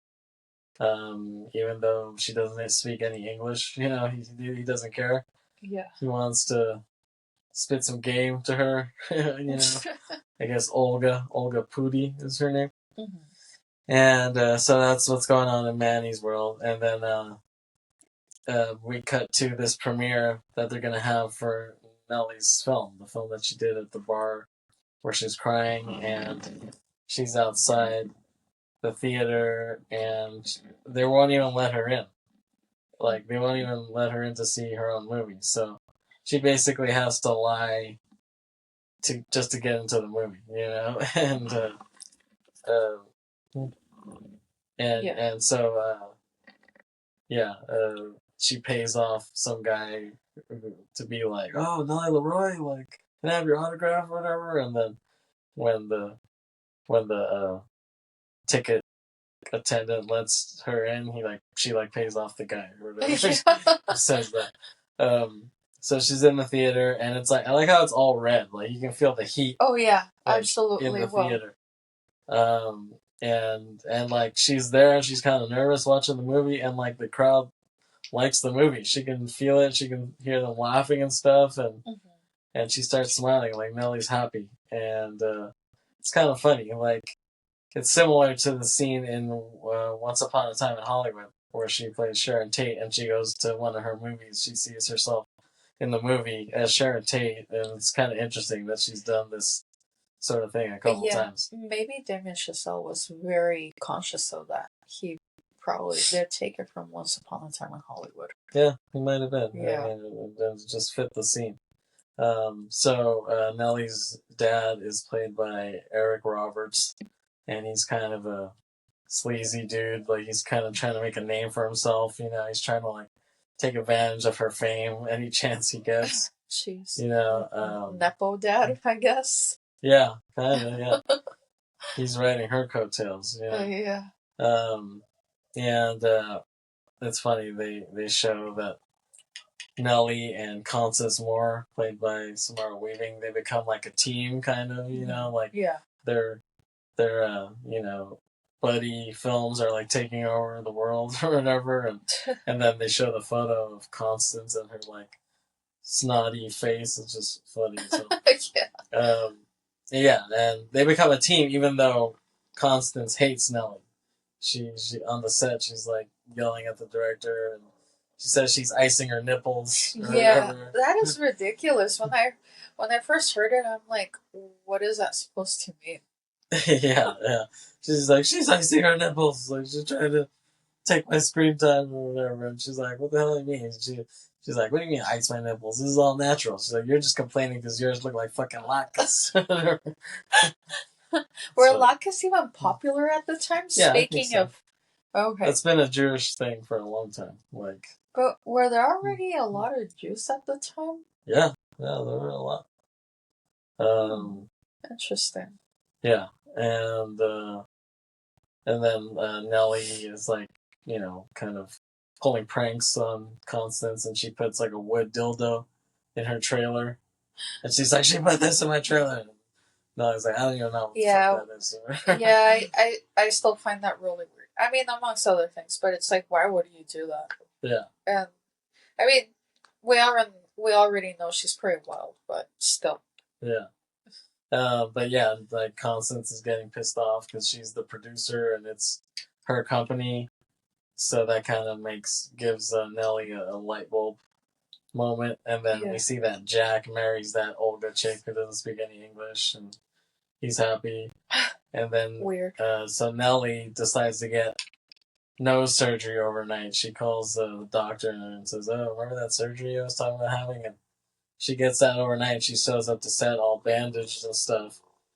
And they're like, how long is that going to take to heal or whatever? And they're saying, oh, we can't shoot. Like, we're going to have to put the production on hold. And we see Constance is like sad now because she'll be losing money from that. So then it kind of goes by really fast. Like, we see the newspaper and it says that Constance Moore's company goes bankrupt or whatever. And so Nellie did that on purpose, you know? Yeah. And, and it kind of shows Nellie's rise, you know, in that whole montage. And then I like this shot of Nellie looking at the camera. Is it Nellie or is it Margot? Like she's looking at the... you don't know whether it's the character or the actress. Yeah, because you can tell they edited it in. Like, it was like a screen test or something. Like, it was like random footage that they shot of her looking at the camera. Do you remember this scene? There's like a scene where it's during this thing and she's wearing like the red dress or something like that. Mm-hmm. And she's looking at the camera and she's like playing with her hair or whatever. Yeah. It doesn't look like it's acting at all, you know what I'm saying? Yeah, and it just doesn't look like it's from the era either. Yeah, it looks like... Yeah. It looks like, Margot. And they kind of... But I like it. I think it's cool. Because it makes it look like a music video or something, you know? It's a cool insert. Yeah. And by the way, if you suddenly see me zoom in somehow to the camera, like if you see me like move towards the camera, it's because I'm trying to distract Tom. It's because of Tom Hanks. That's why. Yeah. Okay. Well, speaking of movies and actors, Tom Hanks. Yeah, that's our cat's name. Yeah, and he was already named that way. Right? Yes, he was. We didn't name him that. So. And this was and he's already gone through a couple humans, so yeah. So he was already named Tom Hanks at the time. Right, exactly. So it was meant to be. Yes. So yeah, I like that shot a lot. I think it's pretty cool, and it almost made it kind of looks like a music video, which made me think like Tame Impala should do a music video with Margot Robbie. That would be like the perfect combination, don't you think? Well, you already know how I really feel about her. So, Well, you don't love her, right? I mean, I just think that they really need to vary it up when it comes to movies, and she's casted a lot. So, Yeah, you feel like she's in every damn movie. Right? pretty much. Um, so yeah, so then we see Nellie. She's become like Hollywood's it girl, basically, Yeah. overnight, and then we see Jack in the bathroom, and some guy comes in, some industry guy comes in and tells him about this sound movie that's going to come out soon. Pardon me? Okay. Um, this sound movie that's going to come out is going to change the game forever, called The Jazz Singer. And Jack asks him, like, like, are you sure? Do you think the audience wants that sound in their movies? And since they're in the bathroom, they hear, like, someone taking a shit. They're like, you can hear this diarrhea going off right when he says that. I don't get all the fecal matter that goes into the movie. I mean, first the elephant and then that. It's just, well, I guess that's part of why people don't like it, you know? But I guess it shows you that it's human nature. Yeah, and elephant nature. So yeah, we hear that diarrhea in the background. Or anything involving living things. Or most living things. Yeah. Yeah, we hear the diarrhea going off. Because Jack's like, are you sure the audience wants that sound in their movies? And then you hear going off. And then the guy's like, yeah, why not? Like, it's a little heavy-handed, but it is funny. And then Jack's at home telling Manny and others about sound film and how that's gonna like change the game and revolutionize things. And then Olga, his new wife, is pissed off and she's throwing shit and screaming in her language. Well, yeah, I guess you would think that, or at least he would think that things would be better this marriage, this time around with this other marriage. But no, not really. Yeah, no, not at all. And then we see Manny go to New York to the premiere of Jazz Singer. I guess he's kind of like on assignment. Like Jack tells him, like, okay, go to the premiere of this, do your research and let us know what's going on. And then he sees Nellie in New York. He bumps into her, and they ride together in a taxi to escape the crowd clamoring for her. Yes, this scene is very interesting, actually. Yeah, and then that theme kicks in, the Manny and Nellie theme. Yeah. Which is very reminiscent of the City of Stars yes. theme. And something I've said before is that I think it's extra hard for Chazelle, in a way, to be a director because he knows music so well. I think it makes it even harder for him. Because yeah, I can definitely see that as more of a challenge. Yeah, because it gives you too much to think about, in a way. Like, it gives him another level that he needs to direct a film on, because most directors, they don't, they're not musicians, so they don't know it so well, or it's like they let the music department handle that kind of, you know what I'm saying? They might know what songs they want, like what pop songs they want to put in certain scenes, and that's about it, you know what I'm saying? And they know visually what they want, and, storyline, if they write it themselves too. But, and not just that, he has to think about it on the musical level too. Like it's hard to separate his musical mind from, his visual mind, his writing mind, you know what I'm saying? I think it would be hard for him to separate that, because he'll be, the guy Hurwitz, the composer, Justin Hurwitz. Yeah, Justin Hurwitz, he'll compose something and he'll watch it and he'll be like, wait, because he knows music so well, he'll be like, wait, this note, I don't know if this note should go right here on this part, maybe change this note. Like, most directors, not knowing music that well, wouldn't even think about that. They'd just be like, okay, sounds good, okay, and then, or be like, doesn't sound good, you know what I'm saying? Yeah. But he has to kind of micromanage the music as well, you know what I'm saying? Which I think makes it even harder for him, because it's like hard for him to escape that part of his brain. But he manages to do music really well. Yeah. In all. No, it's true. So, yeah, and so Manny tells Nellie that he's working with Jack Conrad, Brad Pitt's character, and she freaks out. She's like, "Oh, Jack Conrad, I would so fuck him." That's what she says. And then Manny's like, okay. Like, what about me? Yeah, well, I thought you both had something going on. Why are you looking at?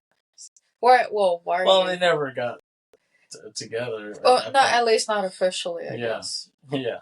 But I mean, I think, we knew that Manny liked her because he told her that he was falling in love with her, right? Well, yeah, he did say earlier in the movie, like, Yeah. I think, I think I love you. Yeah. Even though, like I said, they translated it wrong translated. in the subtitles. Yeah. Yeah, but yeah, I think she never looked at him that way in a way. You know what I'm saying? Not till later, maybe. Yeah. Or maybe she never did. I don't know. Because I think later on she did, but she had already messed up really bad. Her life too much. Yeah. Just couldn't go anywhere. Yeah. So. Yeah. Yeah. And so and they kind of she tells him that her dad is her manager, but he can't count and he can't spell, but and I like how her rationale. She's like, he's my dad. What else is he gonna do? Yeah. like she's just kind of like, that's his job. It's like it's like Hispanic people with when they have kids. It's like, oh, like grandma is the nanny, of course. You know what I mean? Like, yeah, it's kind of like they always use the one who's the most undereducated, I guess. Yeah, it's kind of like that. It's really sad, actually. Yeah, but it just happens like default, So as they're in the cabin, they stop by some random asylum or whatever. Like, it's kind of vague. Like, you don't realize where they are at first, but then you can see, it's like some asylum.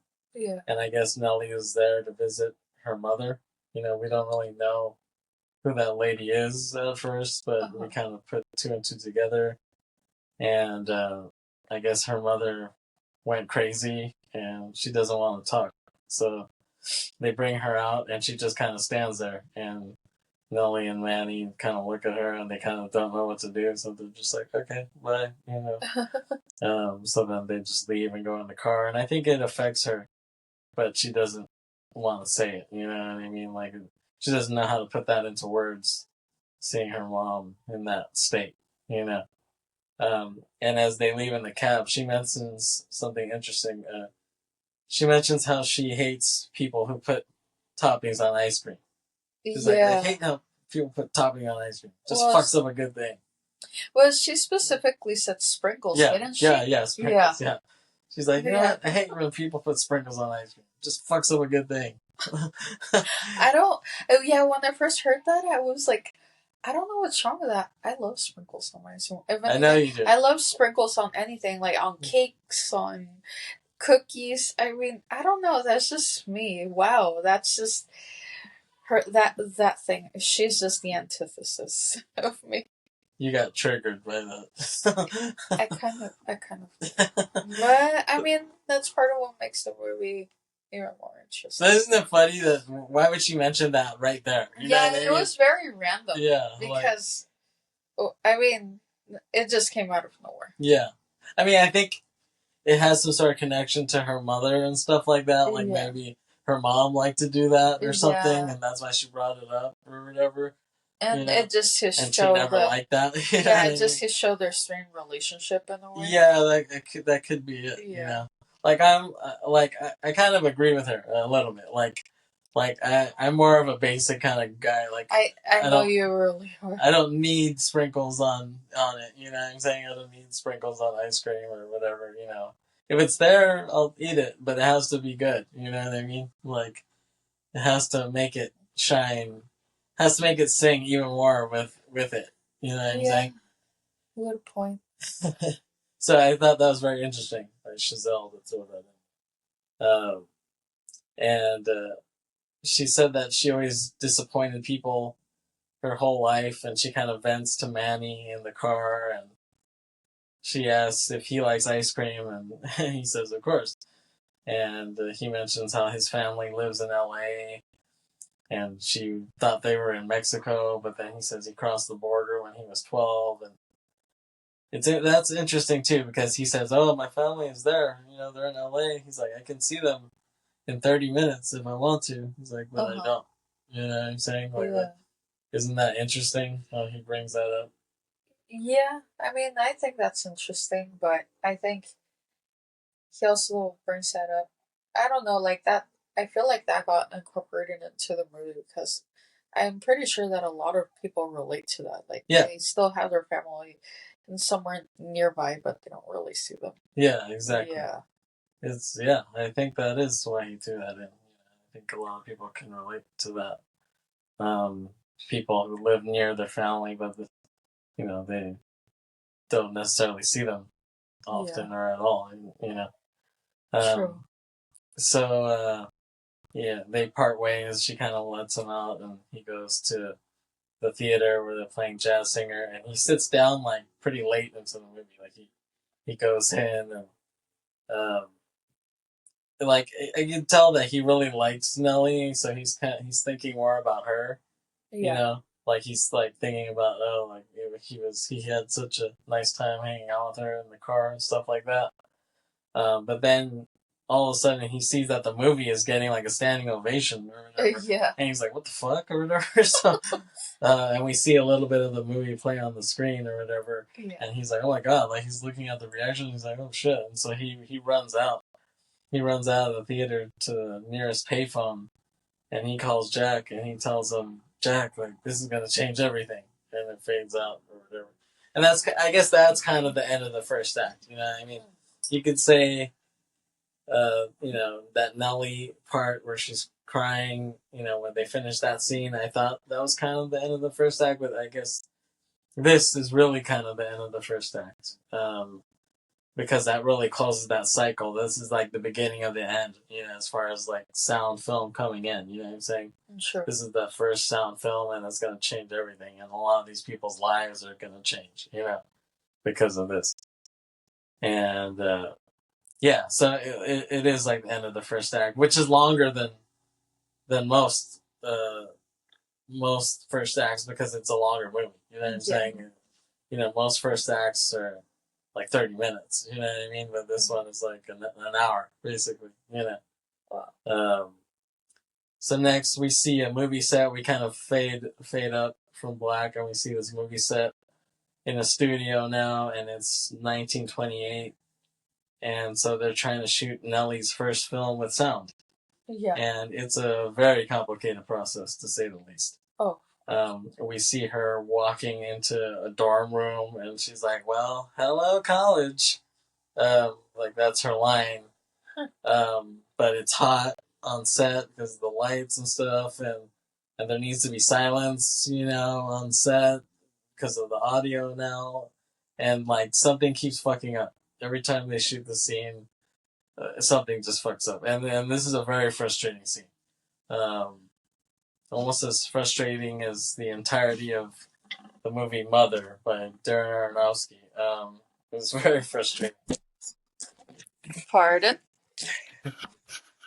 Sorry everyone. I'm just trying to distract Tom Hanks because he keeps over grooming, which he shouldn't be doing. So yeah. Yeah, but in the process, I may do some goof up. Yeah. Thanks for letting us know. Yeah, and so they need to do this scene like 50 million times. Do you like this scene? It's kind of a weird scene. It's kind of uncomfortable, actually. Really? But I mean, for me, to some degree. Yeah, like they keep shooting this, and you can even see like the sweat on her feet, like when she walks in, trying to hit her mark. Like you can see like the glistening of her feet there, so you can tell how hot it is. And her hair keeps getting more jacked up and jacked up as the scene goes on. As the takes keep going on, and the cinematographer wants to come out because he says it's fucking hot, but they're like, "Stay in the damn box!" Like he has to stay in this box while they shoot. And great casting on the guy who has the clacker. Like he's the guy who does take 17. Like his lisp is funny. It's funny that they casted that guy. Well, I think that's why they did that. It was intentional. Yeah. Perfect. But just someone keeps fucking up the scene. And then the assistant director guy is getting more and more pissed off. Yeah. And then they're about to shoot again, another take, and then the door opens and a Wallach walks in. They're like, oh, hey, he's about to chew him out. But then it's like, oh, hey, Don Wallach or whatever. Yeah, he's about to get pissed off, but he like controls himself, you know. Mm-hmm. And the DP in the box, he's sweating fucking bullets. He comes out like, oh my god, he's like drenched. And the sound guy keeps hearing some squeaking because someone has a watch or whatever, and they're not allowed to have like electronic devices or whatever. You want to call that an electronic device? Some sort of device. Yeah. Because they did not have electronics at the time. Yeah. Or very, very primitive electronics. Yeah. And it's like Nellie is under a fucking heat lamp. She's like a Jack in the Box taco or whatever. Like it's just like, you know, all the. Well, if only she were a Jack in the Box taco. Because now you got me some cravings. Then you would love her, right? Yes. And then some guy sneezes on one of the takes, and the AD just explodes. He just chews everybody's ass. He just fucking screams, and he's like, "Oh, fucking fuck your face!" Like, he just chews out everyone. And they're like, and then everyone kind of was like, "Okay, well, let's try this one last time." And so they do the scene again, but Nellie misses her mark. And the director tells her, and Nellie screams like "fuck!" And then everybody just gets into a fight, and Nellie attacks the sound guy. The AD shoves the DP back into the box, and he's like, "Shut the fuck up! The next person who fucks up this scene, I will shit in your fucking mouth." Yeah, it was just a complete disaster. Yeah. So they all calm down, and they do the scene again, and it's perfect. They finally get it done. They cut, they celebrate, they're happy. The AD knocks on the DP's little door of his room, and he opens the door, and the DP falls out onto the floor. And they check his pulse, and they're like, he's dead. Oh. Yeah. So that guy like died of heat stroke in there or something like that. Yeah, I'm sure that's what it was. Yeah. It's pretty bad. And cut to, it's another rap party, you know, or something. It's another party, and now Jack is with this theater actress, who's played by Sam Waterston's daughter. I forgot what her name is, but yeah, she's his daughter. And Nellie is riding on top of some USC football team players. And I like how she says, "It's party time, Sparkle Cocks." Yeah, I mean, just her wildness is just like, yeah. Oh, jeez, like she's a wild one. Yeah. And then her dad, played by Eric Roberts, he's talking to everyone, and he's talking a lot of shit. You know, he's trying to think he's the shit. You know, and he keeps telling everyone, "Oh, I fought a rattlesnake one time." Nellie's getting annoyed hearing that shit, and man, he tells Jack that George is suicidal again, and we see George, played by Lucas Haas. He's in the bathroom, and I guess he was trying to go with some lesbian chick or something like that. So that's why that's a weird one. That's why he's all sad. And then the jazz dude Sydney, he's playing the party too, so he's playing trumpet there, and Lady Faye does another performance at the party, and she chooses to dance with Nellie. And, you know, earlier in the film, when she was, like, editing the film, she was doing the titles for it, that Lady Faye, and she asked the assistant with her, was like, "Oh, do you think she swings both ways or whatever?" Like, meaning, you know. Yeah, well, we already know what Lady Faye was singing earlier. Yeah, so. Exactly. So here, I think she's, like, making a move, so she chooses to dance with Nellie, and you know, it's like she's been eyeing her ever since she saw her earlier, you know, on the set. And, yeah, I guess she's a switch hitter, like Mickey Mantle. Well, I mean, I'm not surprised. Like, you can see that she's just, at least Nellie is trying to experiment. Yeah, for sure. Yeah. And so, yeah, they dance and then they kiss after that, and everyone's like, ooh, yeah. And Nellie goes to the bathroom after that, and she's kind of like, oh my god, that was fun, whatever. Huh. And she overhears some guys talking about sound movies coming in, and they're talking about how Nellie is a horrible actress with a horrible voice, and this pisses her off hearing this.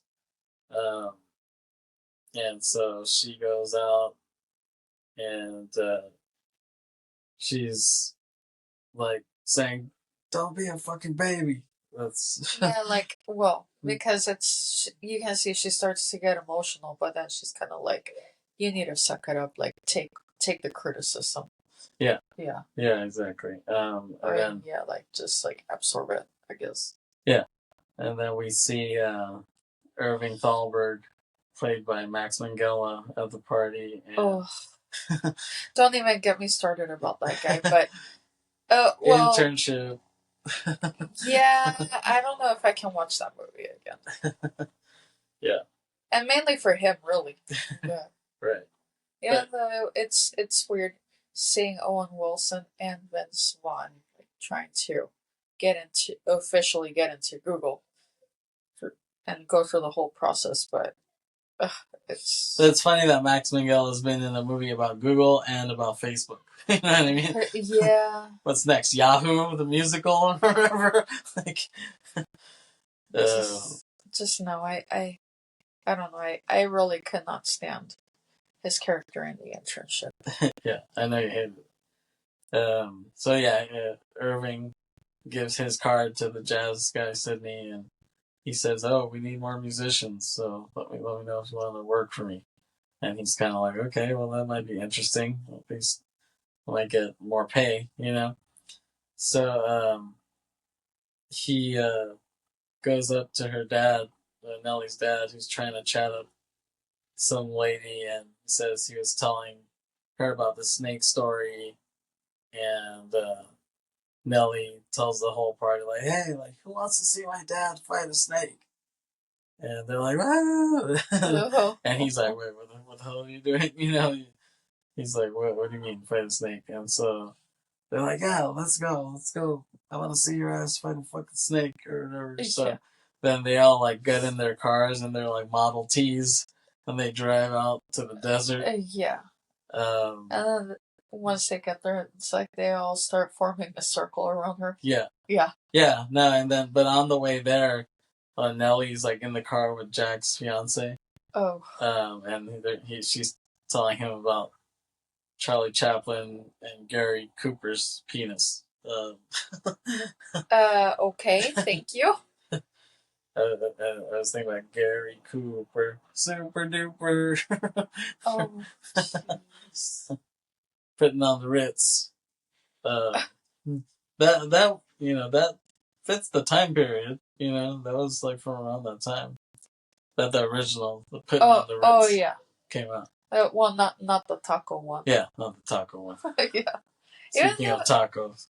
Yeah. I love that song. No, it's a really good one too. Yeah. For some reason, people find that creepy. I don't find that song creepy. But maybe. How so? I don't know. Why? I've heard people say that they find that song creepy. I don't know. Maybe just the old 20s-ness factor. 20s meets Kraftwerk factor. I don't know. Oh. 20s meets Kraftwerk or 20s meets Falco? I was thinking maybe more Falco than Kraftwerk. Yeah. Okay.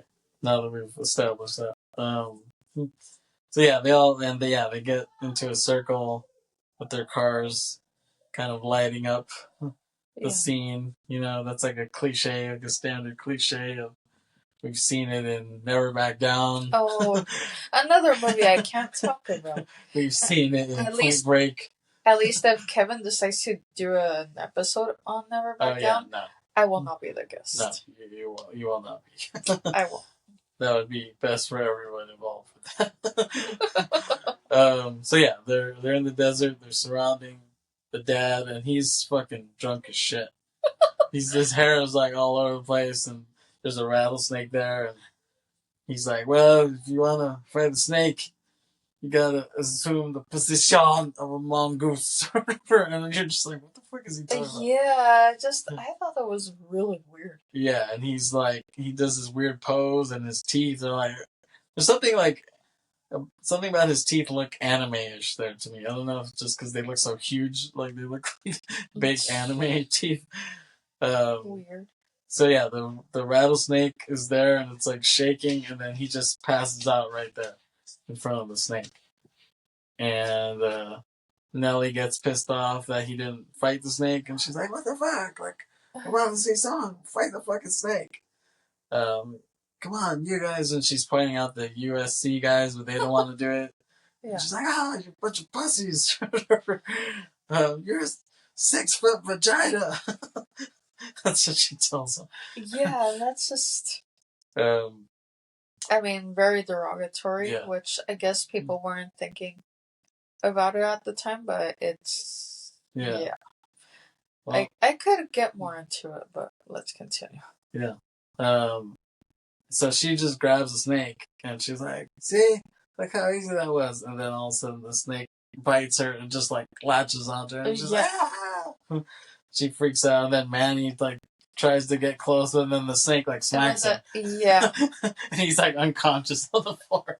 Yeah. Like, and you can just hear the snake that like. Yeah. Yeah, there's this. Yeah.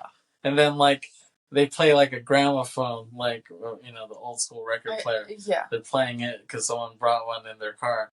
And they play the theme of the film, basically. And Jack looks at them like, he's like, you know, he has this like dramatic look, like, this is the end of an era, kind of. He's like, kind of like trembling, seeing these idiots run around. And then when we see that, then we see it in slow motion. We see them running around in slow motion, and he's just like, like, this is the end of an era. You know, like, it's like trying to be so poignant for something so ridiculous. But I love it. It's like cheesy, but it's funny, and I like it.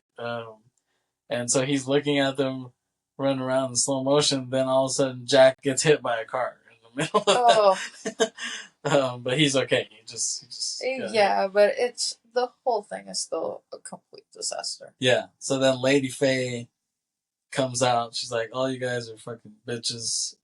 She comes out. She has a knife on her, and she just cuts the snake off of Nellie's neck, pulls the head out and the fangs out, and then she just sucks the poison out of her neck, you know. And to bring her back into consciousness. She keeps sucking it until Nellie wakes up, and she's super pale. And then, you know, Nellie sees her in front of her like, "Oh, you saved my life," and then she just starts making out with her, basically.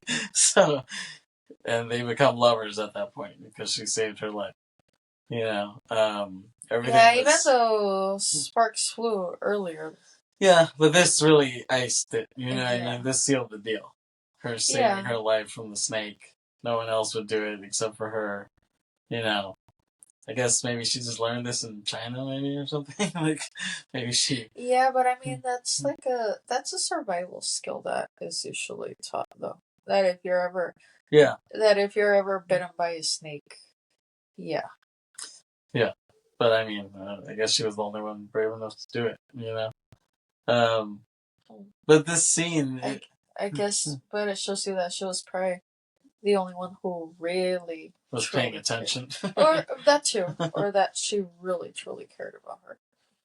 Yeah. Maybe. So this scene, like I mentioned earlier in part 1, that to me Babylon is a lot like if Pulp Fiction was in the 20s. You know what I'm saying? Kind of has a similar vibe, a similar structure.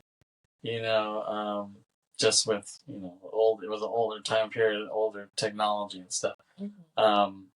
But it takes, you know, both take place in LA. And this scene here reminds me of the Uma Thurman heroin overdose scene in Pulp Fiction. You can tell that it was definitely taken from that. And it did remind me a lot from it because when Nellie comes back into consciousness after Ladyface sucked the venom out of her. Yeah. It was like just like that sudden shock, like when Mia first wakes up after she overdosed. Yeah, after she gets that stab by Travolta and she pops up like, oh god. It's the same sort of thing, and how pale they both are at that point too. Mm-hmm. And they're just like, oh my god, what the fuck? This is like that scene for me. Mm-hmm. So there you go. Once again, this is the Pulp Fiction of the 20s. And so after this great scene, we hear Singing in the Rain, and it's all these stars from that era. They're all dressed in these pink vinyl raincoats and this pink vinyl hat, which I think is pretty cool, actually. I like the outfits. And so I guess that's where this song originated from. Like, well, obviously the movie Singing in the Rain, we know that, but that came out later. Yeah. That came out when Manny sees it at the very end of the movie. You know what I'm saying? Oh, yeah. But this song or whatever, I guess it was from this short like music video that they did back in 28 or 29 or whatever. Mm-hmm. All these stars, they brought all these stars together to do this random Singing in the Rain like music video wearing these pink outfits. They're raincoats and rain hats. Yeah, yeah. And so we see Jack going there. He's like, I don't want to do this crap. He's like, what the hell? But then Irving's like, come on, there's Charlie Chaplin, there's Buster Keaton. Like, they're saying there's all these stars there. Come on, like, it would be great to have you. So he reluctantly goes into it, and he looks around and he sees his ex-wife there, Olga, and she sees him and she mouths like to him like when she sees him, and he's like, well, I probably would have done the same. Yeah. Honestly, I'm surprised, his ex-wives even tolerated him for as long as they did. Yeah, exactly.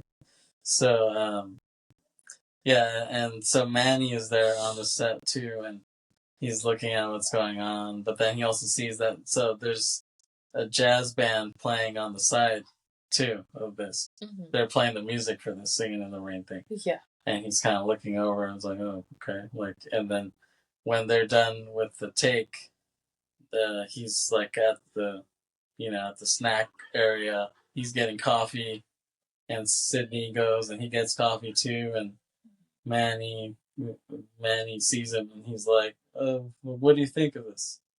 And Sydney is like kind of shocked. He's kind of like you're asking me what I think, and he's like, "Yeah." He's like, "What do you think of this?" And he's like, "What I think, huh?" He's like, "Well." He's like, I think you have the cameras in the wrong direction. That's what he tells him. He just kind of walks away. And then Manny's like, Like, and he goes back to playing and he sees, and he's like, oh, yeah, like seeing these guys is more dynamic than seeing this crowd. Yeah. So he's like, huh. So he gets like an idea. And he sees, he can see the talent of the band, which has a few black players. And he thinks, oh, like, let's make some like music shorts with these guys or whatever. And we cut to Sydney, and he's doing this like avant-garde jazz performance, and it's like they're doing jazz, fusion, crazy stuff, and there's like African, it's like kind of Picasso-esque, environment that they built on the set, and it looks really cool, and they finish the take, and it's like, and there's like African dancers there, and then we cut and we see Irving. He shakes Manny's hand, and he's like, good idea. Or whatever. He gives him, like, props for coming up with this music video for Sydney. And it's like, okay, that was a success. So, like, Manny is, like, on his way. He wants to be, a filmmaker and executive. He wants to be a big part of the movie industry, and this is kind of, like, his first step. He was Jack's assistant before, and now he's doing stuff. He's actually, like, producing stuff. You know what I mean? Mm-hmm. So he's in the right direction. So after that, he goes outside to smoke a cigarette, and we see some blonde girl walk by, and she like smiles at him. Uh-huh. She like checks him out, quote unquote, and and he's like, okay, like he's down with that. And then we see this guy from Red Hot Chili Peppers again walks up to him. Oh, jeez. Flea, not Kiddes, not Frusciante. Not the guy who looks like Will Ferrell. Oh my gosh. We see Flea, the bassist. He walks up to Manny, and he asks him if the Sydney Palmer shorts were his idea. The jazz shorts, and he's like, well, yeah. And so Manny's like, yeah. He's like, well, how would you like to be sound chief at Kinescope, which is his company? And he tells him, hey, like, the audience is changing, times are changing. We need Spanish language pictures. We need this. We need that. And Manny's like, oh, that sounds kind of good. But then he tells him, like, oh, we need to do something about Nellie Leroy. He's like, what? Like, he's like, you know her, right? Like, he's like, yeah, we need to change her image or whatever. Hold on a second. I guess this thing died. Before we leave off, then I thought it was fully charged. Okay. So we had to do some editing there. But, yeah. But we see, the jazz shorts are a hit. And so Manny goes outside to smoke a cigarette, and he sees some blonde chick walk by, and she kind of like checks him out. And he's like, ooh, like, that looks good, or whatever, while he's smoking. And then we see this guy from Red Hot Chili Peppers. Oh, here he comes again. Hello, Tom. Tommy. Our cat. Tommy. Tom Hanks, our cat. So yeah, we see Flea from Red Hot Chili Peppers, because he works for Kinescope Studios, and he asks Manny if the Sydney Palmer shorts were his idea, and he says yeah, and he's like, well, how would you like to be sound chief at Kinescope? And he's like, oh, that sounds kind of good. And he tells him that, he says the audience is changing, we need Spanish language pictures, that's where you come in. And he's like, oh, well, it seems like a pretty good job. And he says, and he tells him, oh, and we need you to do something about Nellie Leroy. Because she's under them, and he's like, okay, and he's like, you know her, right? And he's like, yeah, and he's like, yeah, we need to clean up her act, like, this isn't the silent era anymore, and people are tired of her, Jersey girl shtick. Yeah, like they think like she's kind of like she's pretty obscene, right? Yeah, that's for the new times, Yeah. So we cut to Manny is presenting to these studio heads like the new plan, new direction for Nellie. He has like charts and stuff. He has like graphs kind of put up for her. Yeah. And then we see Manny on set, and they're doing like a Marie Antoinette type of film. We did the Sophia version not that long ago, but they're doing like a what? Silent era or right after the silent era version of Marie Antoinette. And I like this montage because like you could hear like a sped up version of the jazzy, the jazz theme, or what is it? Yeah,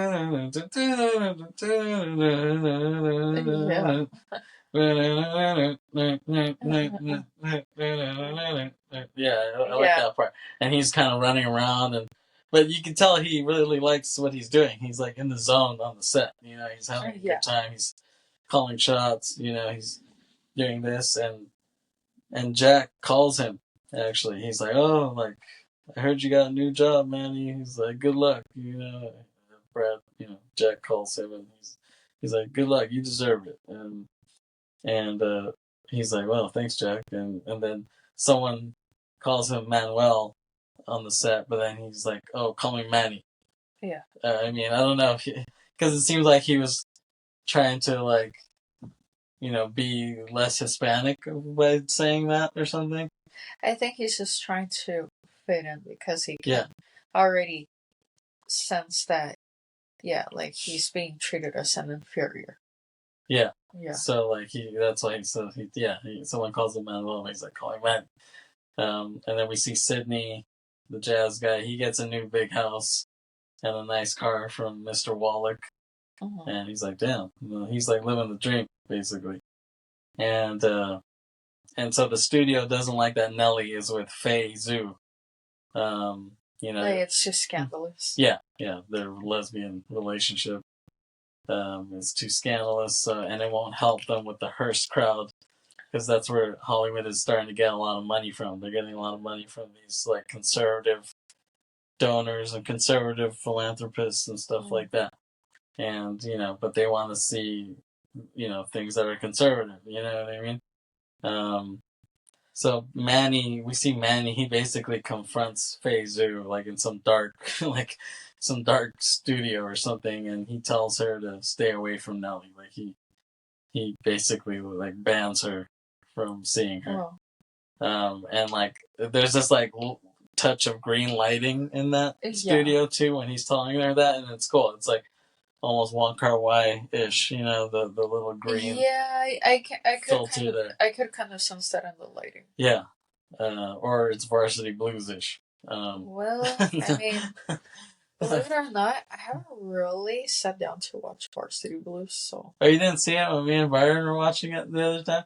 I think I just walked by, but I didn't really sit down and watch. It's pretty damn funny. Okay, I guess, but I don't know. It's it's like American Pie with football. You know what I mean? Yeah, that's what I'm thinking. I don't know if I could really sit down and watch it. No, but I'm joking. But the reason I mentioned it was or Varsity Blues is for some reason there's a random ass shot in Varsity Blues when he's at like a 7-Eleven, and it looks like straight up Wong Kar-wai shot. You know what I mean? Like it's just James Van Der Beek. He's like running into 7-Eleven, but it has this Wong Kar-wai lighting for some damn reason. It's very ironic for that type of. Yeah, it was like all of a sudden they wanted to be artsy for a second.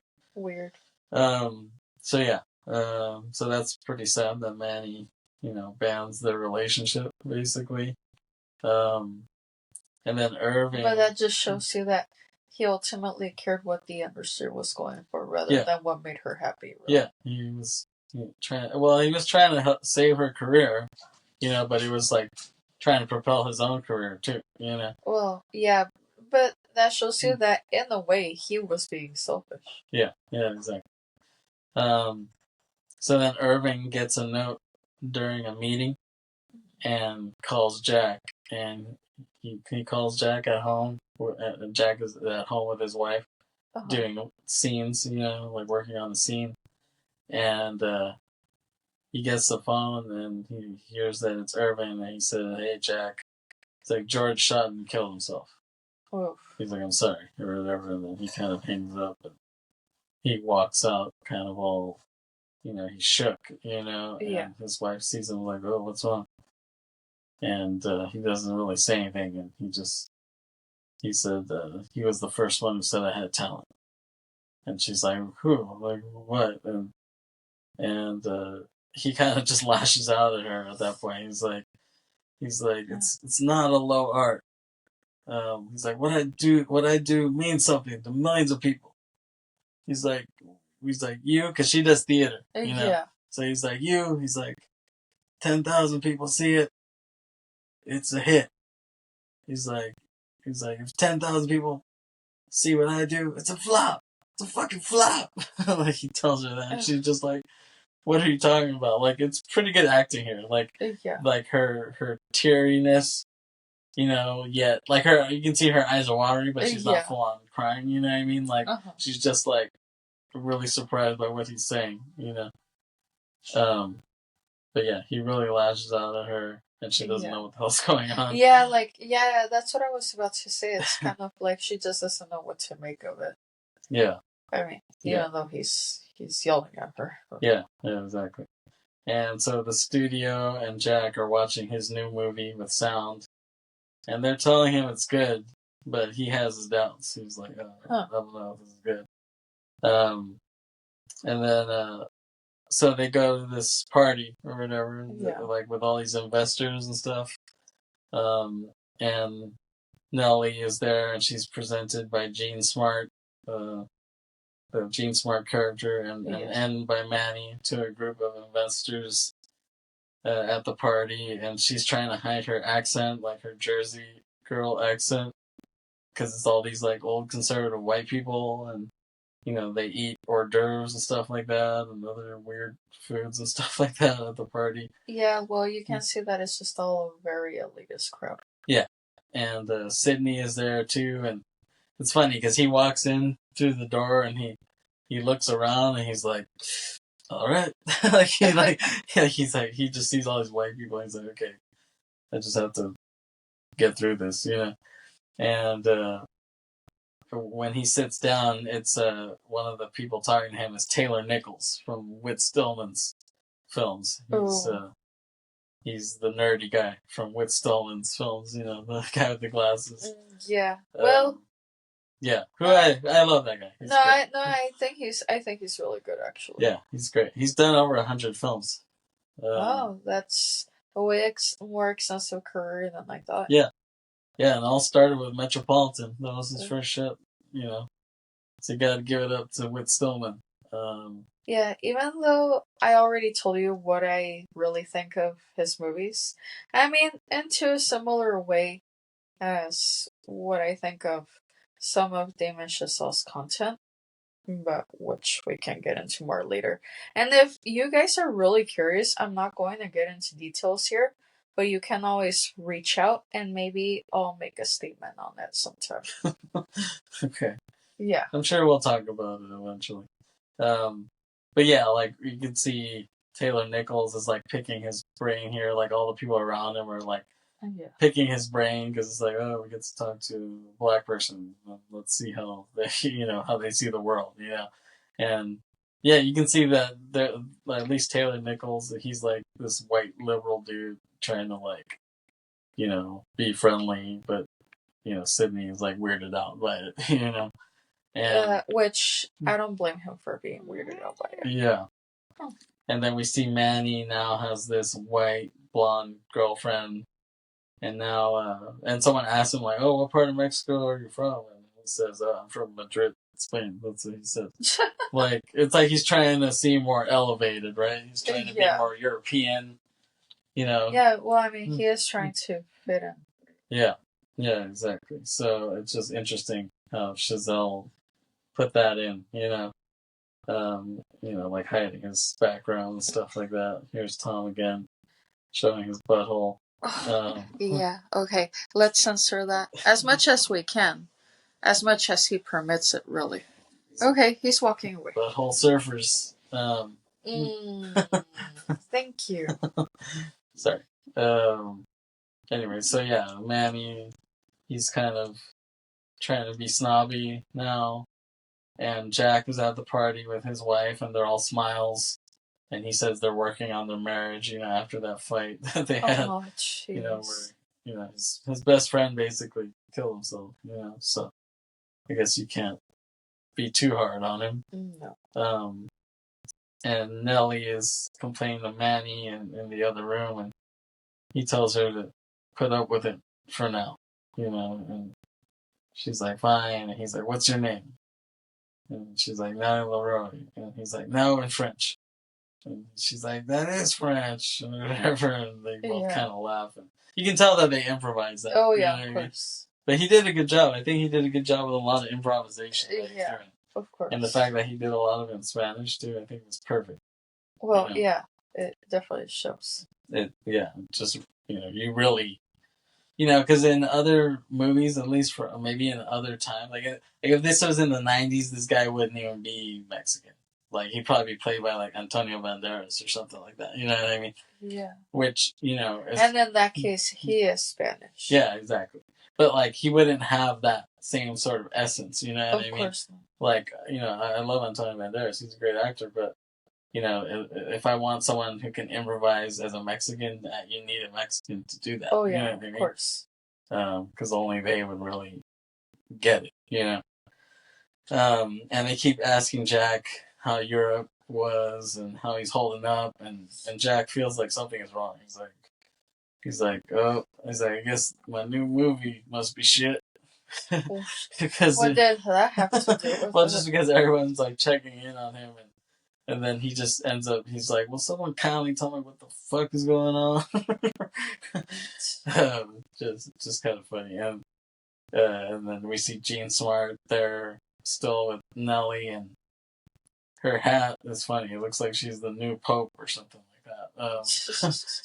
And they ask Nellie to tell a joke, and she kind of doesn't want to, but then she's like, okay, like I'll tell you a joke, and she tells them the joke about the rabbit and the bear, and I guess how the bear wipes his ass with the rabbit or whatever.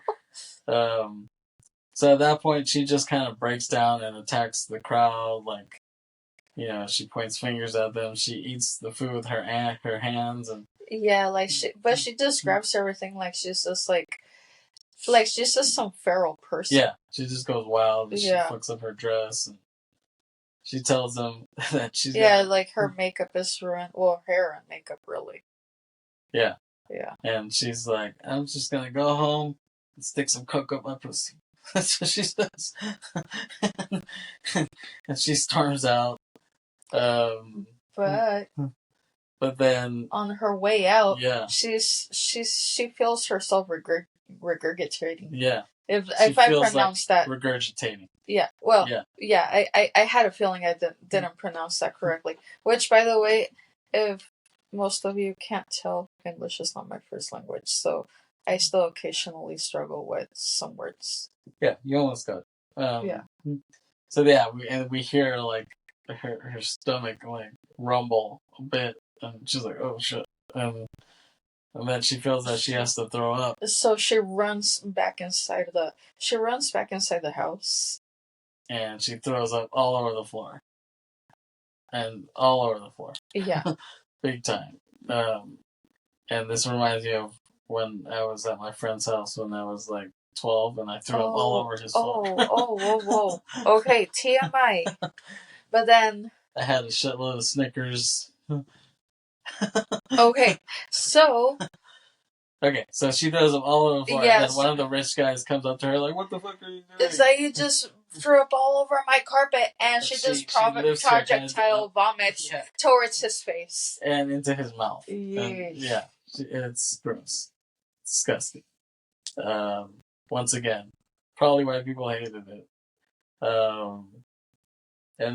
And so much for trying to clean up her image. Yeah, and Manny just sees this and he's just like, "Oh my god!" And disbelief. Yeah, and then she does this like bow to the crowd, and then leaves the house after that. And Manny's very disappointed. I feel like the bowing to the crowd kind of overdid it in a way. It was like kind of cheesy when she did that, but I guess I understand. Yeah, so that basically ruined her comeback that she was planning on having. And Jack goes to a theater. He wants to see the reaction that his movie is getting, and he kind of like leans in on the side with his like mustache and his like dark hair. He looks totally different than how he usually looks, honestly. He walks in and he hears his dialogue, and he's like with the actress in the scene, and he's like, "I love you. I love you, I love you, I love you." And then the crowd, he can hear the crowd start to laugh. They're like, "I love you, I love you." And he's like, he listens, and he's like, you can see his heart like crack when he hears that. You know what I mean? He's like, fuck. He's like, I suck. You know what I mean? Like, people making fun of me. Like, it's pretty sad, actually. Yeah. It is. Yeah, he feels like shit. I've never seen Brad Pitt look so pathetic in anything. You know what I mean? Like, he usually always looks cool, and he's the man. You know what I'm saying? This is the kind of the first time I've ever seen him look that sad and pathetic. You know what I mean? In the movie, yeah. Yeah, I've never seen him like that. And I think that's what they wanted to do. They wanted to take this cool, iconic actor and, make him not look that way. Yeah. And so the next scene is Jack. He's he's being interviewed by Gene Smart's character, and he has sunglasses, and I like his blue cardigan that he has. And I like the jump cuts here. This is very Godard-ish, like the jump cuts of the interview. They make it seem like a real interview, with these jump cuts. And she asks him like, "Oh, like, would you want to go to theater to try to work on your, whoa, crap."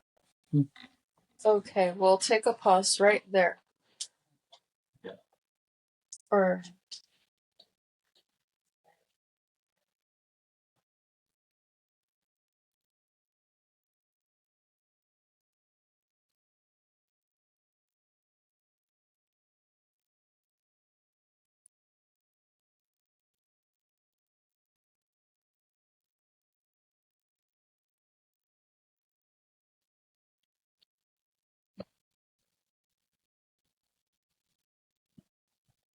Where is he?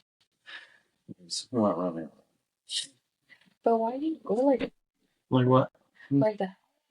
But like, you need to be fast, and you need to, you know, you need to like. Do you see what I'm trying to say? You need to be aggressive enough that it sparks like something in them, like to stop doing that. Okay. And you're gonna have to edit all that out.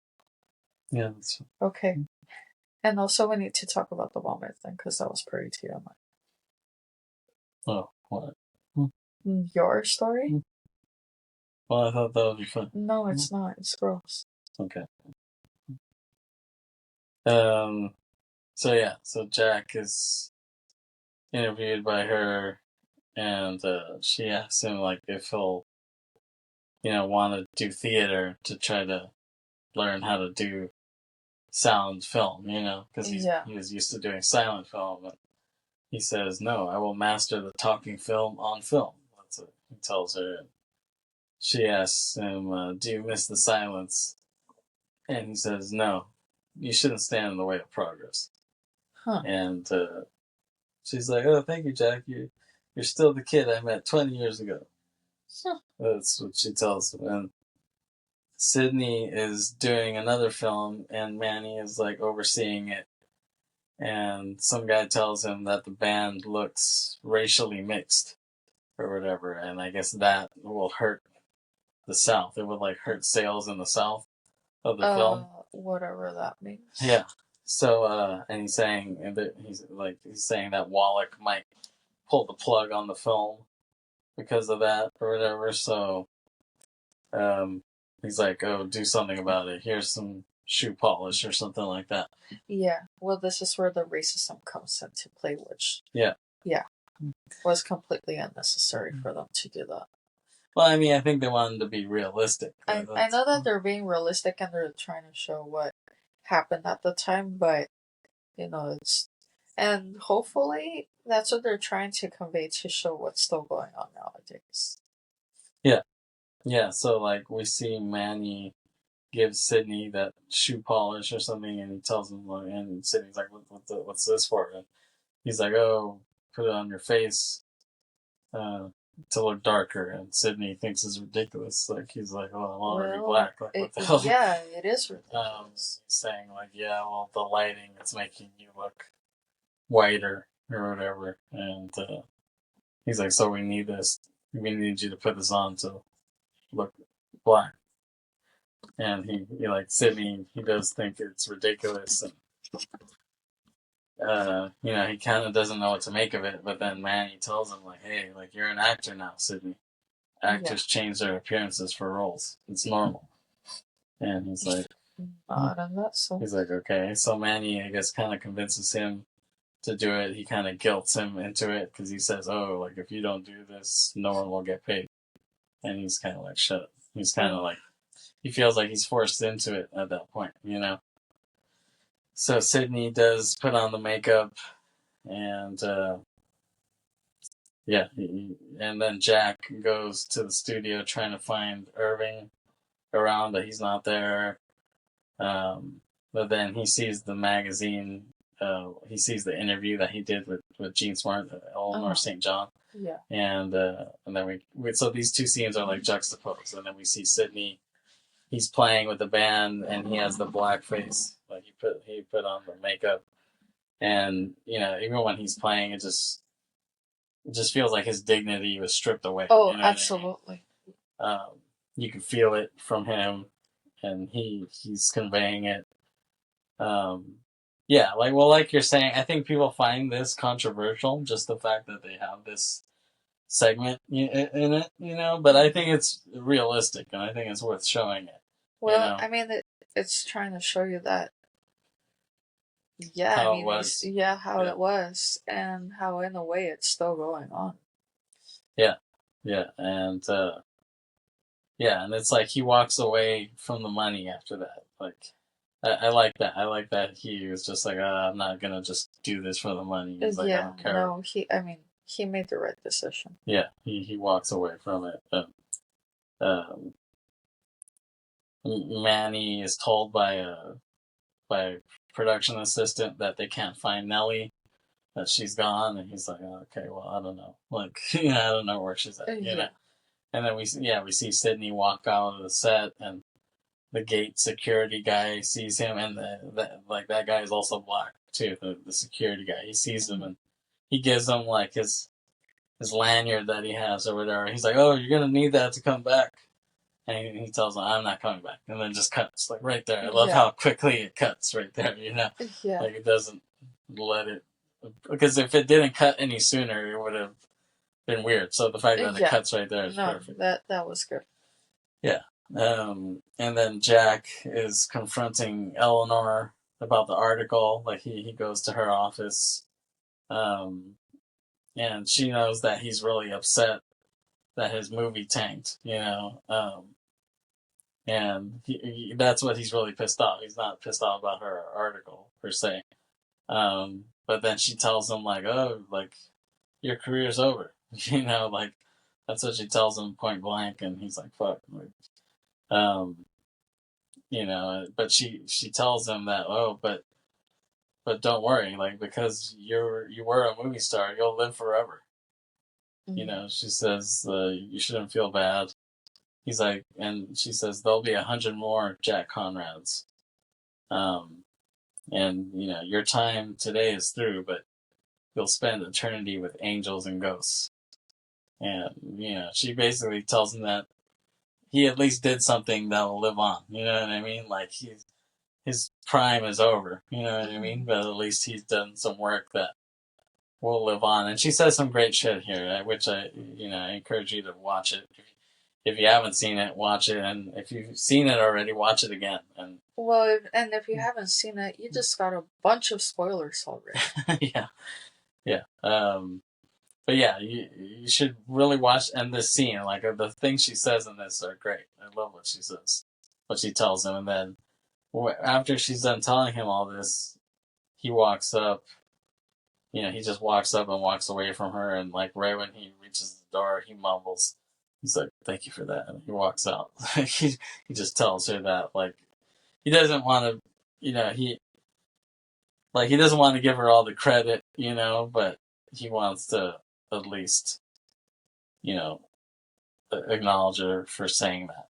Like she didn't have to point out how cool it is that he's done all this stuff, but the fact that she did point it out to him, it made him feel better. He's like, yeah, I might be done, but at least I did something. You know what I mean? Mm-hmm. Like, my run might be over, but at least I got to do it. You know what I mean? Like, that's more than I could say about most people, And that's pretty much where the second act ends. Mm-hmm. And then, we have an amazing third act after that. But we'll get into that next time on part 3 of Babylon Briterion Bollection podcast. We'll see you next time on part 3. All right, we'll see you next time. Peace. Bye. Bye. Okay. Yeah. Hey, how's it going? Hello, look, we have a guest here who will probably be coming back and forth and will be pretty buggy at times, but he's very lovable. His name is Tom Hanks. Yeah, not the actor, but our cat, Tom Hanks. If you're watching this, you can see him. We're doing our scenes from a marriage setup again, but we're not talking about scenes from a marriage. We're doing part 3 of Babylon. So the third act, and we're gonna wrap it up. Hopefully it was the last episode of Babylon. Here. It should be, because I don't want to have to make it too long of a run. Right. And it looks like we are about 2/3 of the way through. Yeah, we are. So where we left off, it was when Jack was talking to Eleanor St. John, and she basically tells him his career is over, but because he was a movie star, he'll live forever in that sense, And then he walks away and mumbles, "Thanks for that." Like he says that right when he walks out.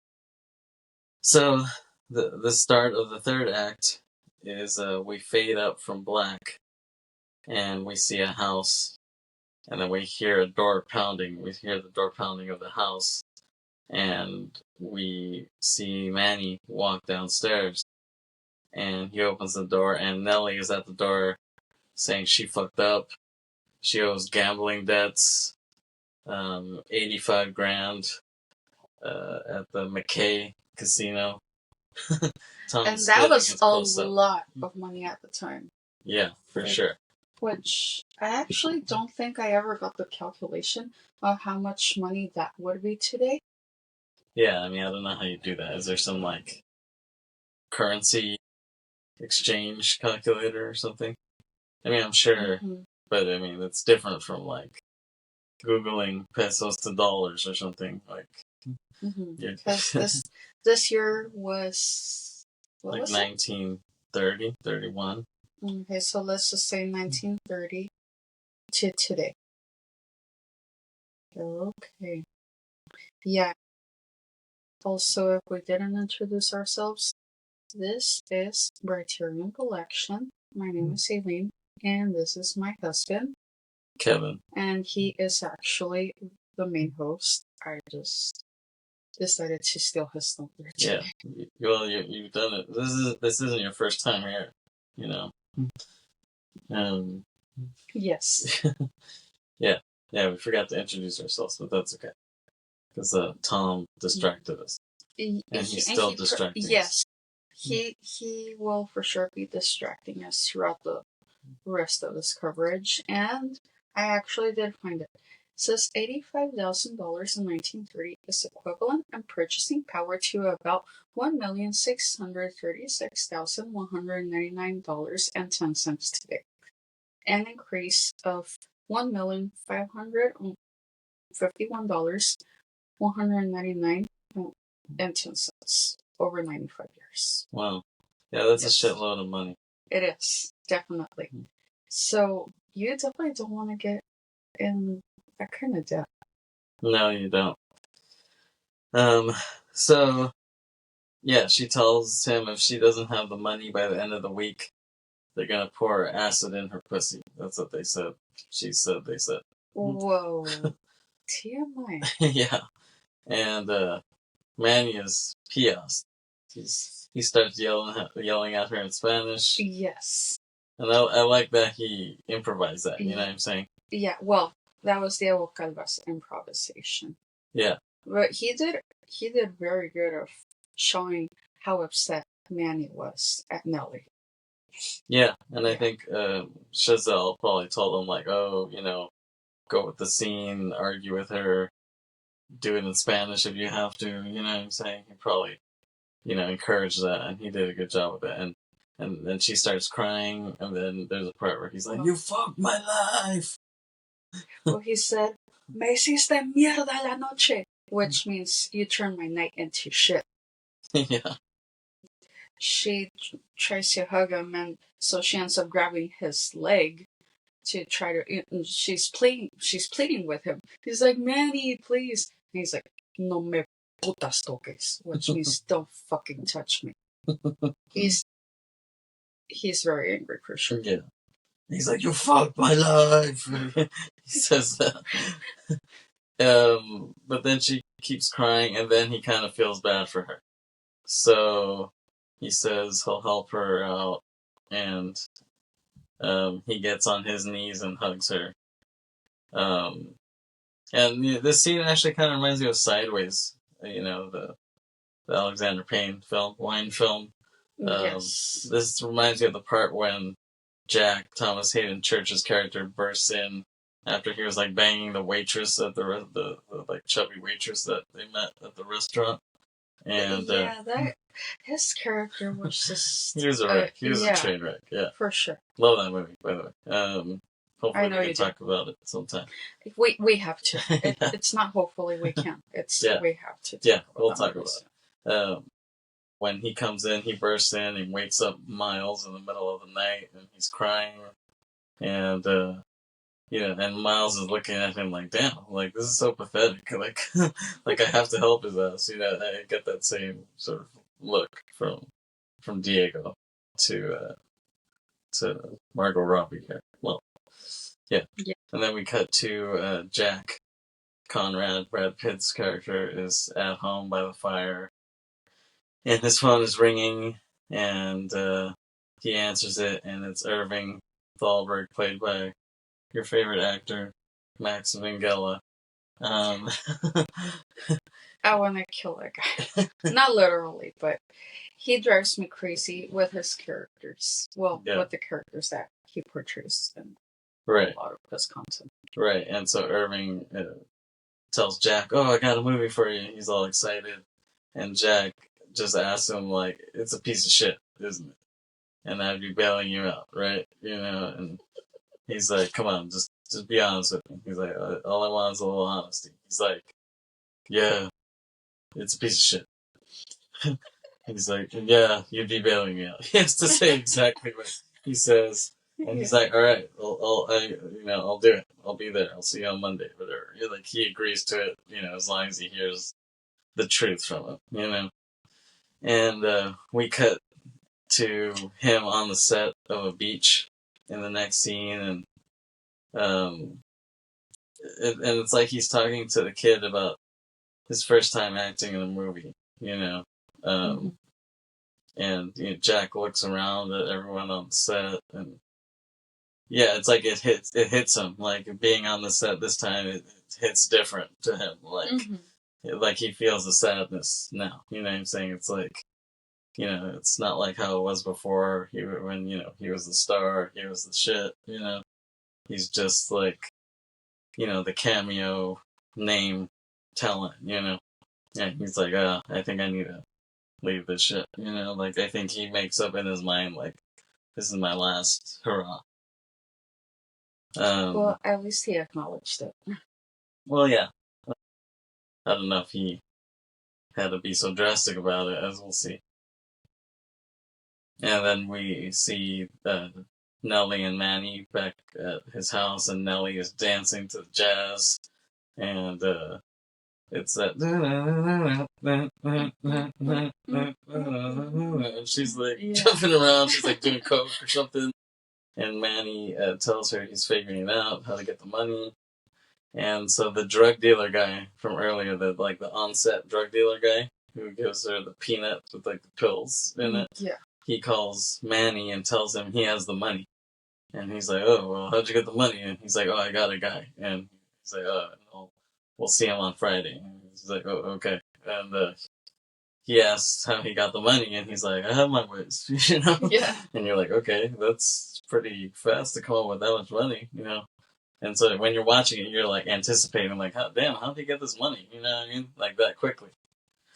And so they meet up, and they're parked outside McKay's house.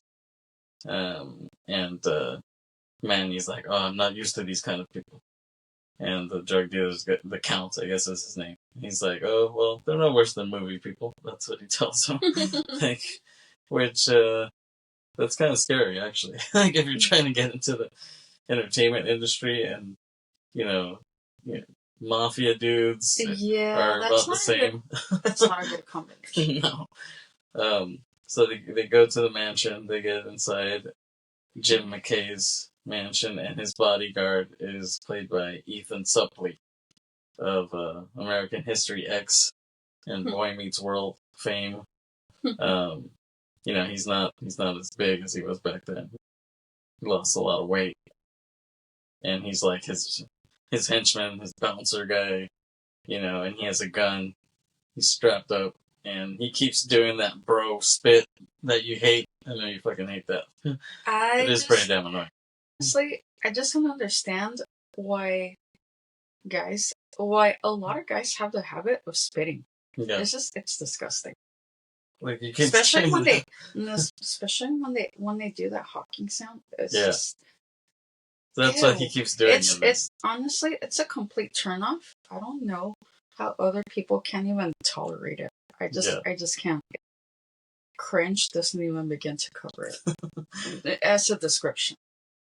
Yeah, I mean, I hate it too, but maybe that's why if he did that for the character, then that's pretty good acting. If he was like, "Oh, I want to play an asshole," and so if he came up with that trait, that's pretty good acting, actually. Yeah, I bought it. Yeah. So they kind of want to drop off the money, with Ethan Suplee. But then he says, "Oh, Jim's inviting you for a drink," and they're like, and the Count is like, "Okay, like sounds good." And then Manny looks at him like, "What the fuck?" Like he's like, "I just want to get the fuck out of here." But the Count's like, "Oh, come on, it's one drink, come on," Like what, man? He just wanted to drop the money and get up. So they walk up, and I like how they set this up. They set it up with like mystery, like because you keep hearing this name McKay throughout the movie. You're like Jim McKay, and then they walk in and you see a guy sitting there, but his back is turned to the camera. So you're kind of like, who is this guy? You know what I mean? You're like, who plays this guy? And they walk in to sit down, and then we have this reveal. And so Jim McKay is played by Tobey Maguire. Yep, Spider-Man himself, the original Spider-Man. Yeah, well, let us know if you're actually fans of those Spider-Man movies. Because well, I don't think Kirsten Dunst was a big fan of them. And she was in them. Yeah, well, I think ultimately she realizes they weren't the best. But for those who are actually Spider-Man fans, did you really like them? I didn't love them, honestly. Yeah, I didn't think they were that great. Yeah, even though I like Tobey Maguire. Especially the third one, I feel that it was more watered down, and there was just more drama and cheesiness to it than anything. Yeah, I mean, I think it probably would have been better if James Cameron actually, because James Cameron wanted to do Spider-Man initially. I would not have handed it to him, honestly. You think he would have did a worse job than the ones that came out? Maybe. Because he wanted to do it with Leo. Because I heard Titanic, that. Yeah, but one thing is, you were barely able to make Titanic decent. Just much less Spider-Man. Yeah. Well, and then he gave it to his friend Toby. Like he didn't end up doing it, so he's like, "Okay, Toby can do it." So Toby ended up doing it, and he became, he was already somewhat of a star, but he got even bigger after that. Yeah, well, I already told you who my favorite Spider-Man is anyway. Well, Tom Holland? Yes, he is my favorite. At least, yeah, he portrays my favorite Spider-Man role. Yeah. And it's funny because Tom Holland, not the same Tom Holland, but some guy named Tom Holland also directed Thinner, the movie me and Chris talked about, the Stephen King. Okay, what does that have anything to do with it, other than they share the same name? It's just funny that they have the same name. It's weird. So anyways, so Jim McKay is played by Tobey Maguire, and he's very eccentric, to say the least. Yeah, that's an understatement. And so Toby was also a producer on this film, and I think time will show that Toby was the man for producing this. It didn't do very well in the theaters. I think people lost a lot of money on this, but I think over time people will be like, damn, Tobey Maguire is a genius for producing this shit. Yeah. And I know Diego Calva was very excited to meet Toby. I think he was on Jimmy Kimmel. And Jimmy Kimmel was like, "Oh, there's a lot of stars on this movie. Like, who are you most excited to meet?" And he was like, "Tobey Maguire, Tobey Maguire." And he was like, "I really wanted to meet Tobey Maguire." So that's kind of funny. I guess he was a big Spider-Man fan. That's why he wanted to meet him. And then so Jim McKay, he's like, "Oh, I heard you guys work in the movies, huh?" And he's like, "Oh, I have a lot of good movie ideas." He's like, "Let me tell them to you." And then Manny's like kind of looking around like, "I just want to get the hell out of here." And he's like, I have one idea where there's a 10-year-old kid who's a prodigy, but he's really a 50-year-old midget. That's what he says. There's a lot of un-PC talk that he says, but well, this was the 20s. Or the early 1930s. Yeah. Which is, it still sounds weird, even if it's a period piece. But just hearing it in almost mid-2020s, it's just, no. Yeah. And then Toby walks away to get the drinks, and the guy, so like the Count tells Manny about the money And Manny is confused because Manny was like, okay, like, how'd you get the money? And he's like, oh, from the prop guy. And then he's like, from the prop guy. And he's like, yeah. He's like, it's the money that he makes or whatever. And then he's like, you mean his income? And he's like, no. It's supposed to be counterfeit money. He's like, it's the money that he makes. And he's like, what? And then he finally gets it. He's like, what the fuck? He's like freaking out, like, oh shit. Yes. Yeah. It took him a while for it to click. Like, he could have used that Scott Pilgrim, like, no clue, and then finally gets it. Which, for those who haven't seen Scott Pilgrim, there is a meter that he uses when he has to realize how Romana got involved with one of her exes. I don't want to spoil it too much, just watch it. Yeah, I mean, I'm sure a lot of our people have seen. Yeah, but what if someone is just getting into it? So, yeah, I don't want to just assume that everyone has watched Scott Pilgrim. If you haven't seen Scott Pilgrim, you're living under a rock, and you need to see it. I saw that in the theater when it came out, 2010. I saw it like twice, I think. I saw it when they had a special night for it. Yeah, we went to a screening. Yeah, and I was sick. Yeah. I was sick as a dog, but I told myself, I can't miss this. This is one of my favorite movies. Yeah. So you went to a midnight screening? Yes, it was a midnight screening. Sick and going to a midnight screening? I don't know how I even survived. Yeah, I'm surprised. Because you fall asleep during matinees. Yeah, well. Yeah. I don't know. Somehow lately, I haven't really been falling asleep at the movies, no matter how tired I am. I think it just gets to the point where I've been able to just stay up. I think you've been having more coffee than you used to, too, probably. Yeah, I didn't used to drink that much coffee before. Yeah. Yeah. So Manny's freaking out because he just realized that it's fake money. Well, like I said, counterfeit, right? Yeah. It's counterfeit money. It's prop money. You know, it looks pretty real though. Yeah, I wouldn't have thought that it's fake, really. Jim McKay comes back and he says another idea is Wyatt Earp, because he was saying, "Oh, have you heard of Wyatt Earp?" Which Wyatt Earp is famous now, but I guess at the time he wasn't that famous, you know. But there's been movies done on Wyatt Earp, like Kevin Costner did a movie on him. So the fact that he brings him up, but this is like at the time, because he says, "Oh, have you heard of Wyatt Earp? He died a few years ago." He's like, but apparently he's a hero of the West, and he couldn't count. He's like, but I was just thinking of making him full-fledged R word. That's what he said.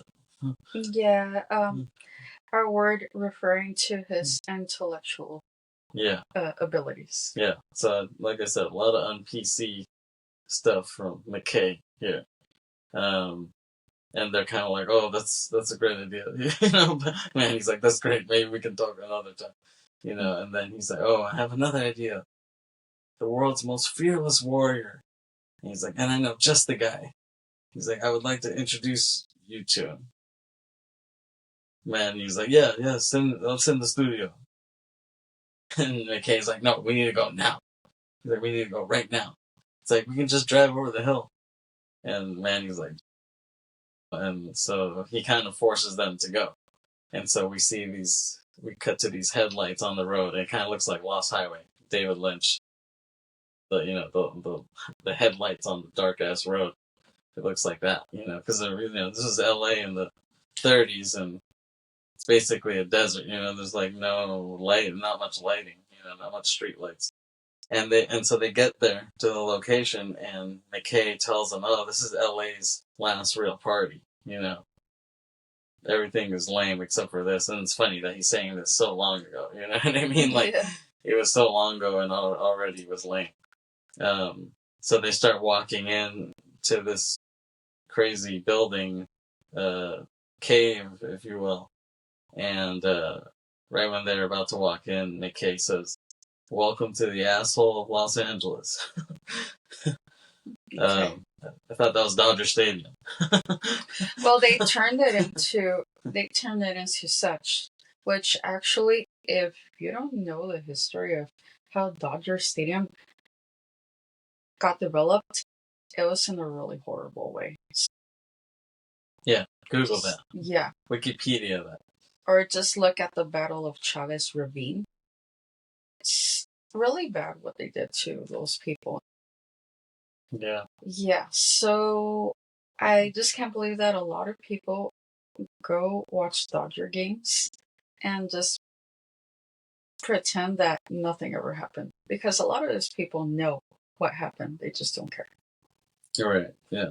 And yeah, so just, and look at what the Dodgers have been doing beyond that too. So just no. Yeah. So they walk in to this place and it's like pitch fucking black. And we hear like theremin music and you know, that really sets it up like it's a real avant-garde scene. Yeah, like these guys are doing some pretty hipster shit, you know, for the 20s, 30s, you know. And so we walk in and we see like a fight club sort of thing right when they walk in. And you know, this is kind of where it reminds you of Pulp Fiction a bit too. They go down to the next level and it's like some freaky S&M dungeon with like some deformed people and there's like Shirley Temple music, which like makes it even creepier than if it was like theremin music, you know. Like it really does, yeah, honestly. Yeah, that makes it even creepier than the science fiction music they're playing upstairs. And then they go down to the next level, and McKay's like, after you. And so, like, Manny and the Count walk in, and there's this alligator just comes out of nowhere, just snaps, and it scares the shit out of Manny. He's like, oh, oh. And McKay's like, oh. He just laughs at him. I don't even think that's funny. He just wanted to scare his ass, you know? Yeah. And just see the look on his face. But still, is that even necessary? Well, we're talking about McKay here. He's not the most moral guy in the world. So they go in and it's kind of scary. You know, you don't know what the fuck you're gonna see as you get lower in here. Like this reminds you of when in Pulp Fiction when Bruce Willis and Ving Rhames stumble. They're fighting and then they stumble into the pawn shop, which is owned by these redneck guys there, and the you know the redneck owner guy, he comes out with a shotgun on both of them, and he's like, okay, like, get in. And he calls some guy to come, and next thing we know, they're tied up, and, you know, they're like, who's gonna go first? And they choose Ving Rhames first, and Bruce Willis is outside trying to, like, figure out how to get the hell out of there. And he, you know, he's tied up, but he breaks his ties, and he kills the gimp guy, I guess, who's tied up there. And then he's about to just leave. He's going to leave Ving Rhames. You can hear Ving Rhames like moaning in the background. You don't know what the hell's going on. At least I didn't know what the hell, when I saw it, I didn't know what the hell was going on. And Bruce Willis is about to leave him there. But then he has a second thought. He's like, no, I feel like I need to help this guy. You know? So he goes back and he's like, what kind of weapon can I get? You know, and he looks around. He's like, okay, like, should I get a bat? No, that's not good enough. Should I get, you know, this crowbar? Is like, no, that's not good enough. And then he looks up, and then you don't see what he's looking at, but then it zooms up, and you see it's a sword. It's a samurai sword. Yeah. He's like, okay, that's what I'm gonna get. So he grabs that, and then you see him, and you hear this moaning. He goes deeper into the basement, and you know, you see the door closed, and he like pushes it open slowly, and you don't know what you're gonna see. It reminds you a lot of this scene. Like he pushes it open slowly, and then you find when the door finally opens, you see that they're raping Ving Rhames or whatever, and you're like, shit, like that's crazy. So it reminds you a lot of this scene because it's like you keep going deeper, and you don't know what the hell you're gonna see, and it's kind of scary. You're like, what the hell am I gonna see here? Yeah.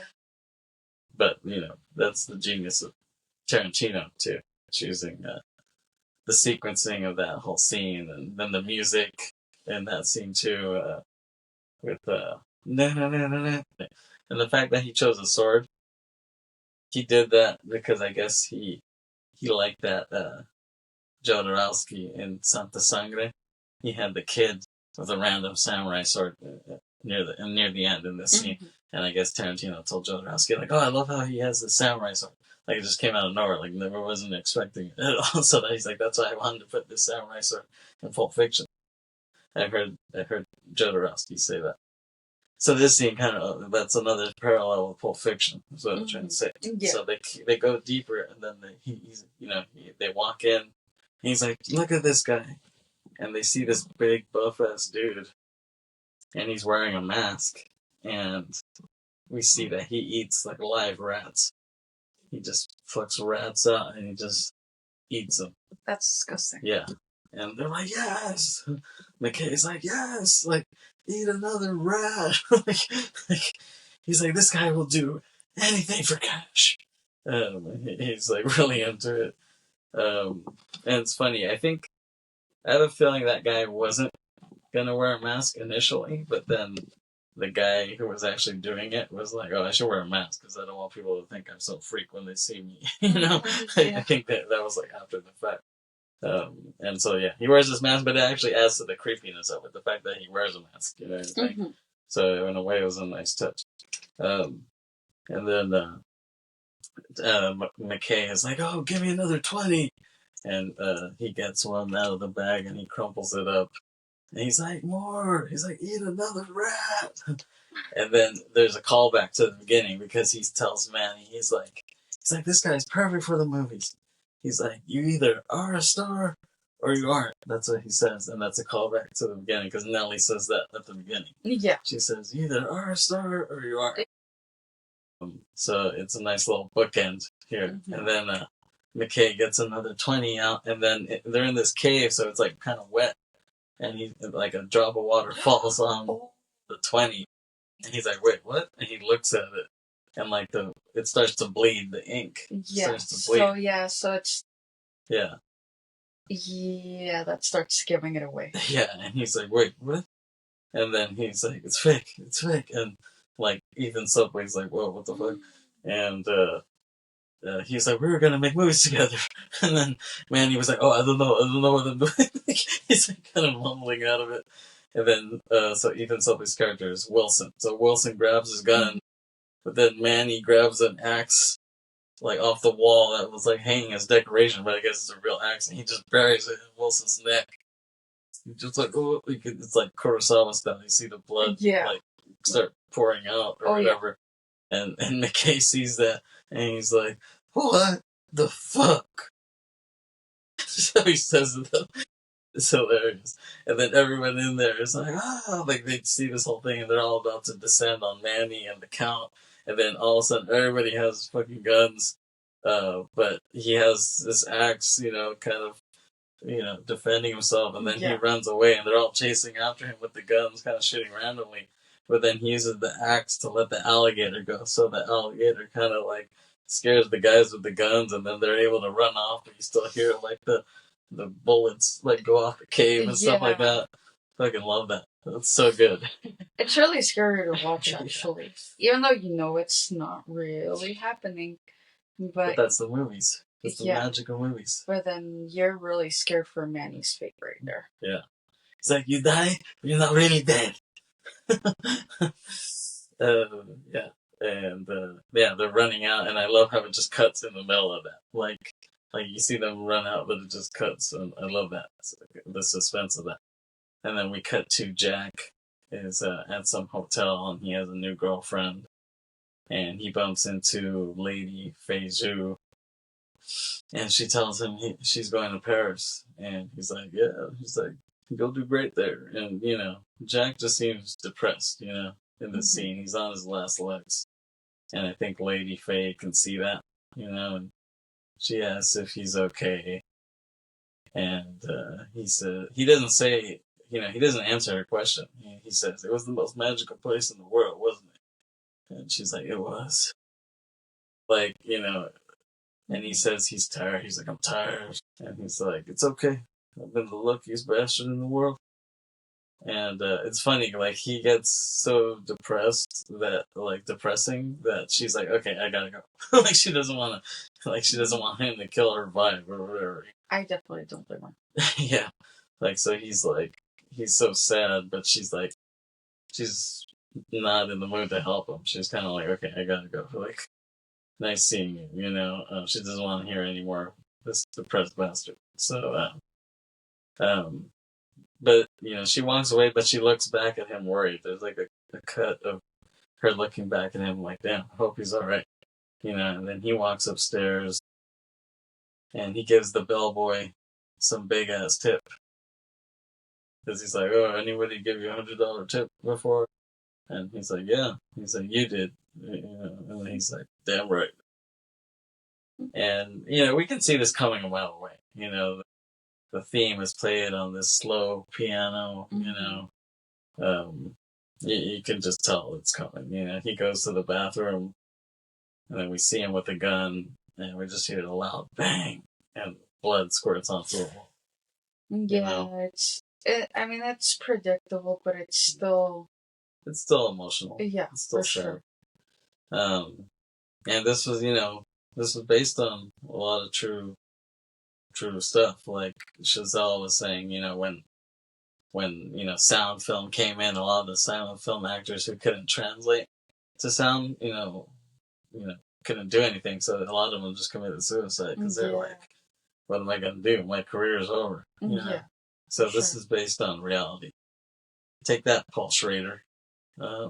So we cut back to Manny.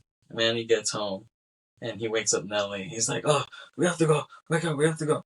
We're going to Mexico. And she tells him she needs another hit. And he's like, no.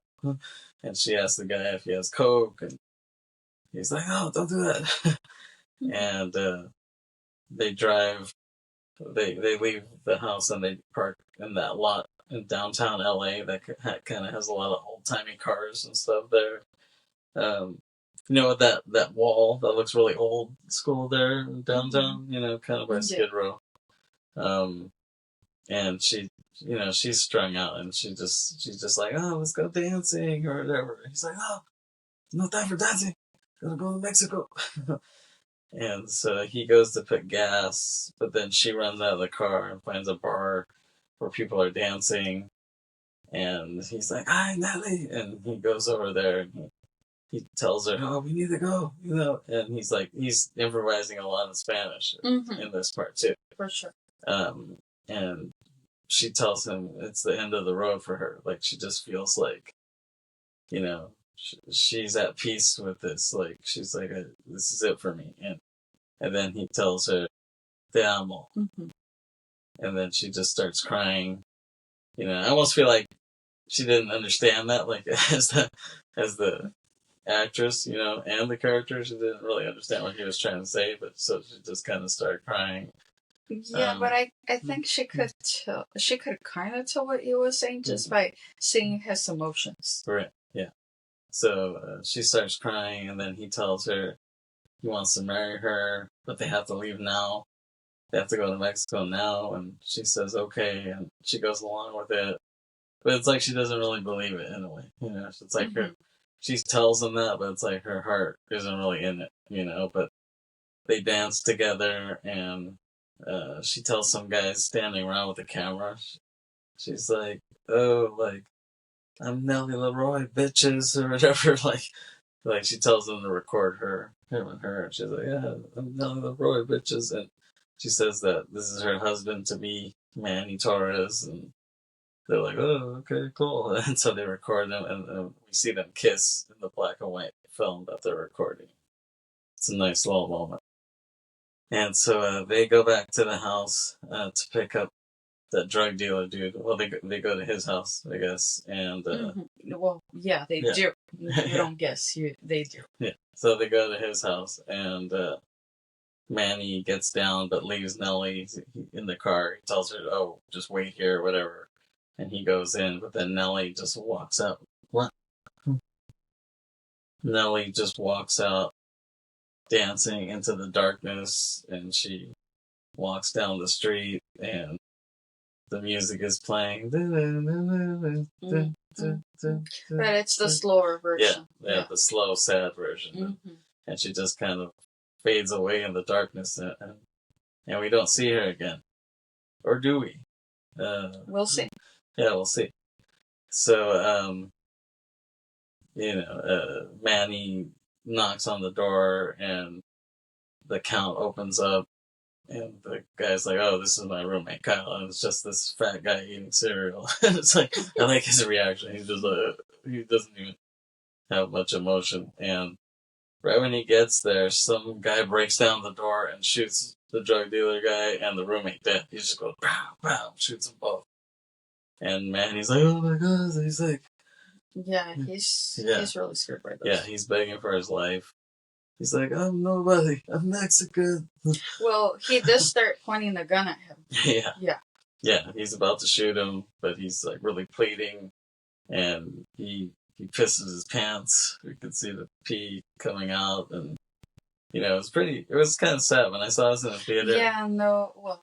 Yeah, it was sad. Like, I think people in the crowd were like, "Wow, like we didn't think they would show him looking this pathetic." You know what I'm saying? But well, this probably shows him as at his most vulnerable. Yeah, I agree.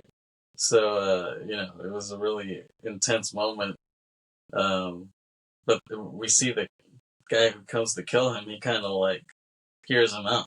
Surprisingly, he doesn't just blow his face off. He's like, he kind of hears him out and he just tells him, "Get the fuck out of LA. Disappear." And, yeah, I'm surprised he showed him some mercy, this guy. The guy, he almost looks like some Dodgers reliever. Like he has this cheesy mustache that reminds me of one of the Dodgers pitchers. And so Manny. Well, I guess he could press for one. Yeah. So Manny. I did not think about it that way, but now that you're mentioning it, yeah, I can see. Yeah, Manny. So he runs out. He goes back to the car, and Nellie is gone, and he's screaming her name into the darkness. But yeah, she's nowhere to be found. Yeah, and he's like, "Nellie, Nellie," and just nothing. So he just drives off, and we see Sydney, the jazz player, and he's kind of starts back at zero. He's just playing at all black jazz clubs. And they embrace him with open arms. It's like, oh, like he's a musician, and that's just what they do. And saying when the fame comes and goes, but at the end of the day, if you're really about the music, then you'll play wherever. You know what I mean? So we see him playing, and then we see a montage of like how Hollywood starts changing over the next couple of decades. We start seeing studios get sold, and some studios crumble, and you can see them like crumbling. A lot of the architecture, a lot of sets that were built in LA were destroyed and stuff like that. And you just see it, how it changes in this montage. And then we dissolve, and it's 1952, and we see an older Manny there standing with his wife and daughter, and he's back in LA. I wasn't expecting to see him back in LA. Yeah, he's older. He has receding hair. He has a belly. He doesn't look that much older, but he is supposed to be older. Well, there's only so much age progression that they can do when they only take maybe like a couple months of shooting. Right. There's not much. Yeah, but a lot of times they try to make him look like over-exaggeratedly old. But I like that it was more subtle here. Mm-hmm. And it was like kind of more in his performance, like the way he stood, the way he walked, it gave him like this old vibe, Yeah. So he visits the Kinoscope studio where he used to work with his wife and daughter, and he talks to the security guard. Well, he didn't used to work there with his wife and daughter. No, he goes there with his wife and daughter. Oh, well, the way you worded it sounds like he used to work there with them. No, he takes them there to visit. And he starts talking to the security guard, who's this Mexican guy, and he starts talking to him in Spanish, and he tells the guy that he hasn't seen a movie in years, and, they just kind of small talk there. But then his wife and daughter leave him to go on an excursion around town, I guess, And that would be kind of scary when you think about it. Like, to think back to a time where there was no cell phones and stuff, it's like, how did you communicate? You know what I'm saying? Like, what if... It was just much more difficult, really, and sometimes they just had to see if they could borrow another phone from somebody else. Right. Even for people who didn't have that kind of access, even not too long ago, they had to rely on a neighbor. They had to rely on someone who had a small business. So you just have to think about those things. But yeah, when you think about it, you just don't know what might happen next. Yeah. It's hard to imagine a time like that, even though we lived through that time period, but like before people had cell phones and stuff, it's really hard to think back because people could just disappear and you wouldn't know. So he walks around town and he decides to go to a movie theater and see whatever's playing. He pays 50 cents for the movie and he walks in and takes his seat, but he's like falling asleep during the movie. He doesn't really care, but even though it's like a packed house, there to see it. So he's watching Singing in the Rain, the movie. So he didn't know what it was about. He just decided to go in and watch a movie just to kind of kill time. But some of the lines in the movie kind of start to wake him up, and they sound like eerily familiar to him. He's like, oh wow, like these lines sound familiar to me, like I've heard them before. And so in the movie, they're talking about the Jazz Singer, like when that came out, and how sound movies will change the game. And Manny's weirded out by what he sees and hears there. These conversations are similar to ones he had back in the day on the set, and it just takes him back to that time. He just has a flashback in his head thinking about that, and then the theme of him and Nelly musically pops in his head, and it's like he just starts to cry. We hear that ghostly version of the theme, and he puts his head in his hands and starts to cry, I guess, just from thinking all about that time period. And even though he's really sad, the crowd doesn't realize that they're just into the movie.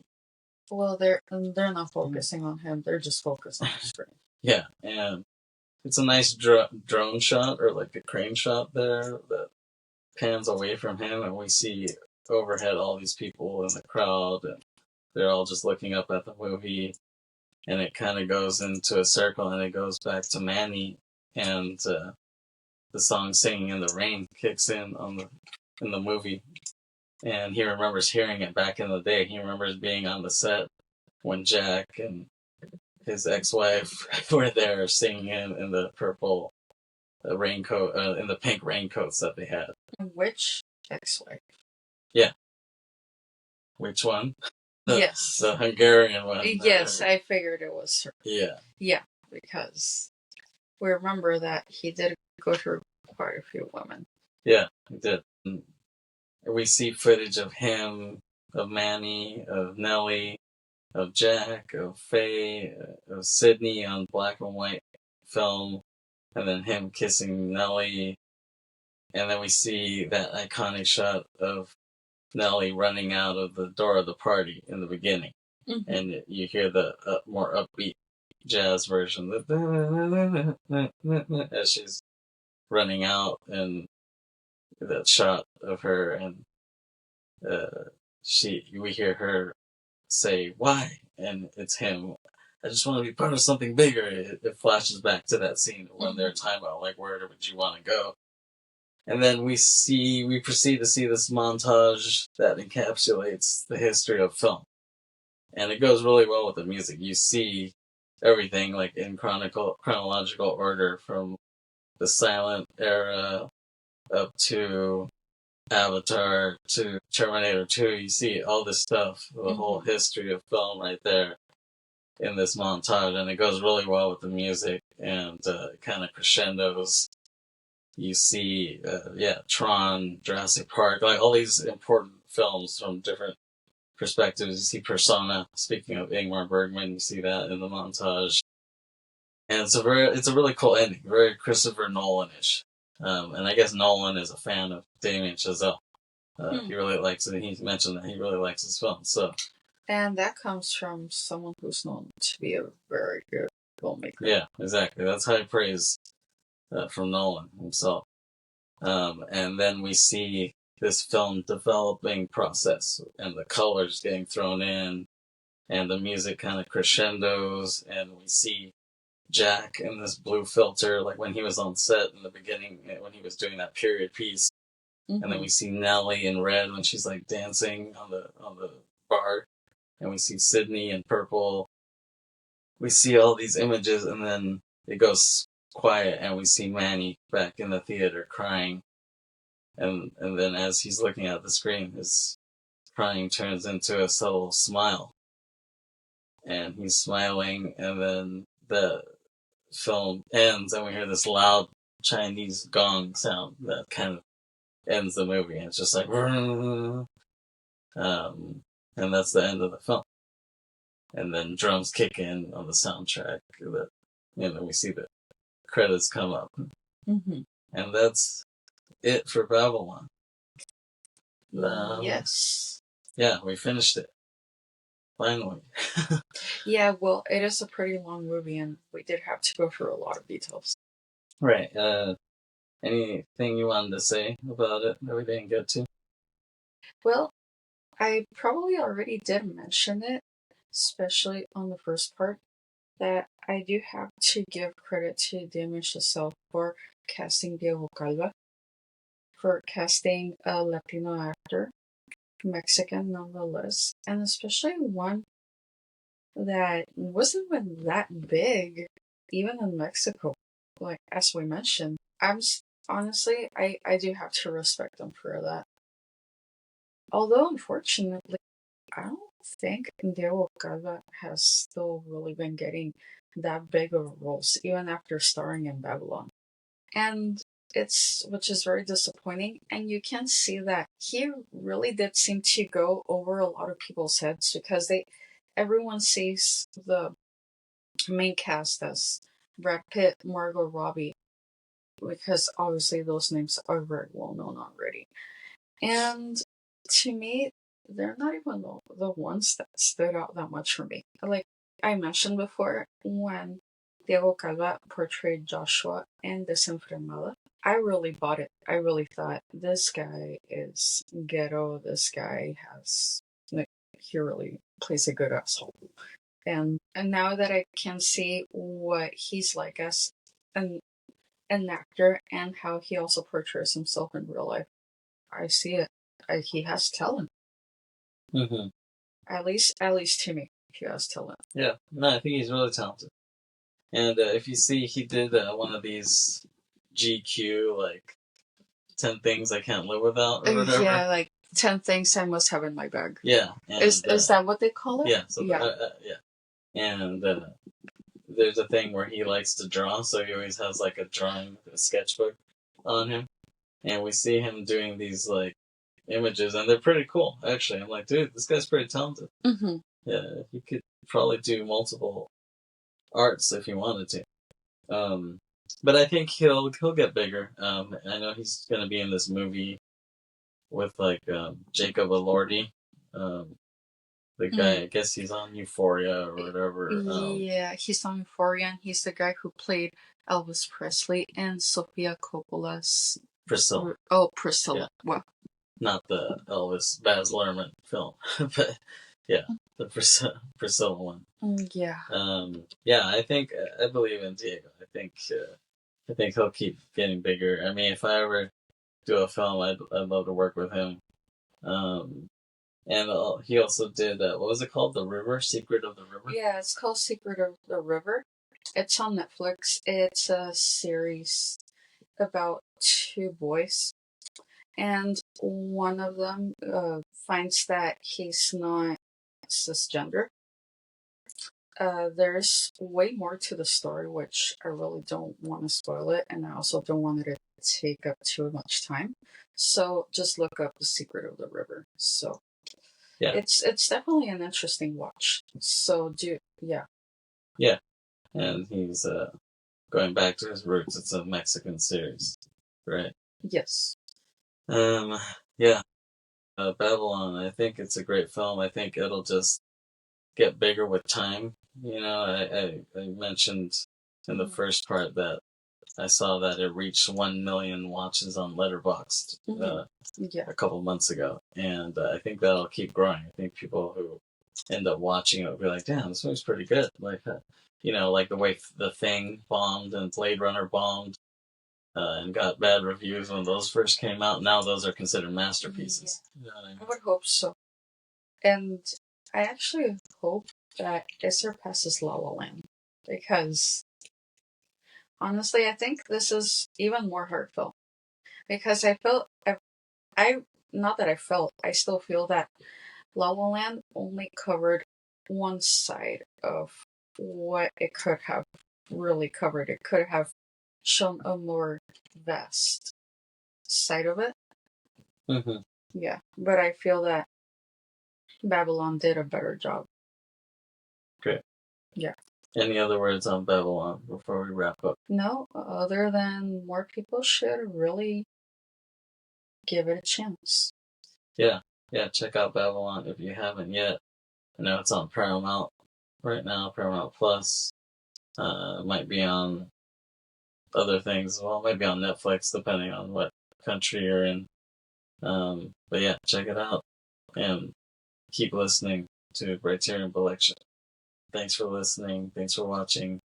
We'll see you next time. All right, see ya. Peace. Bye.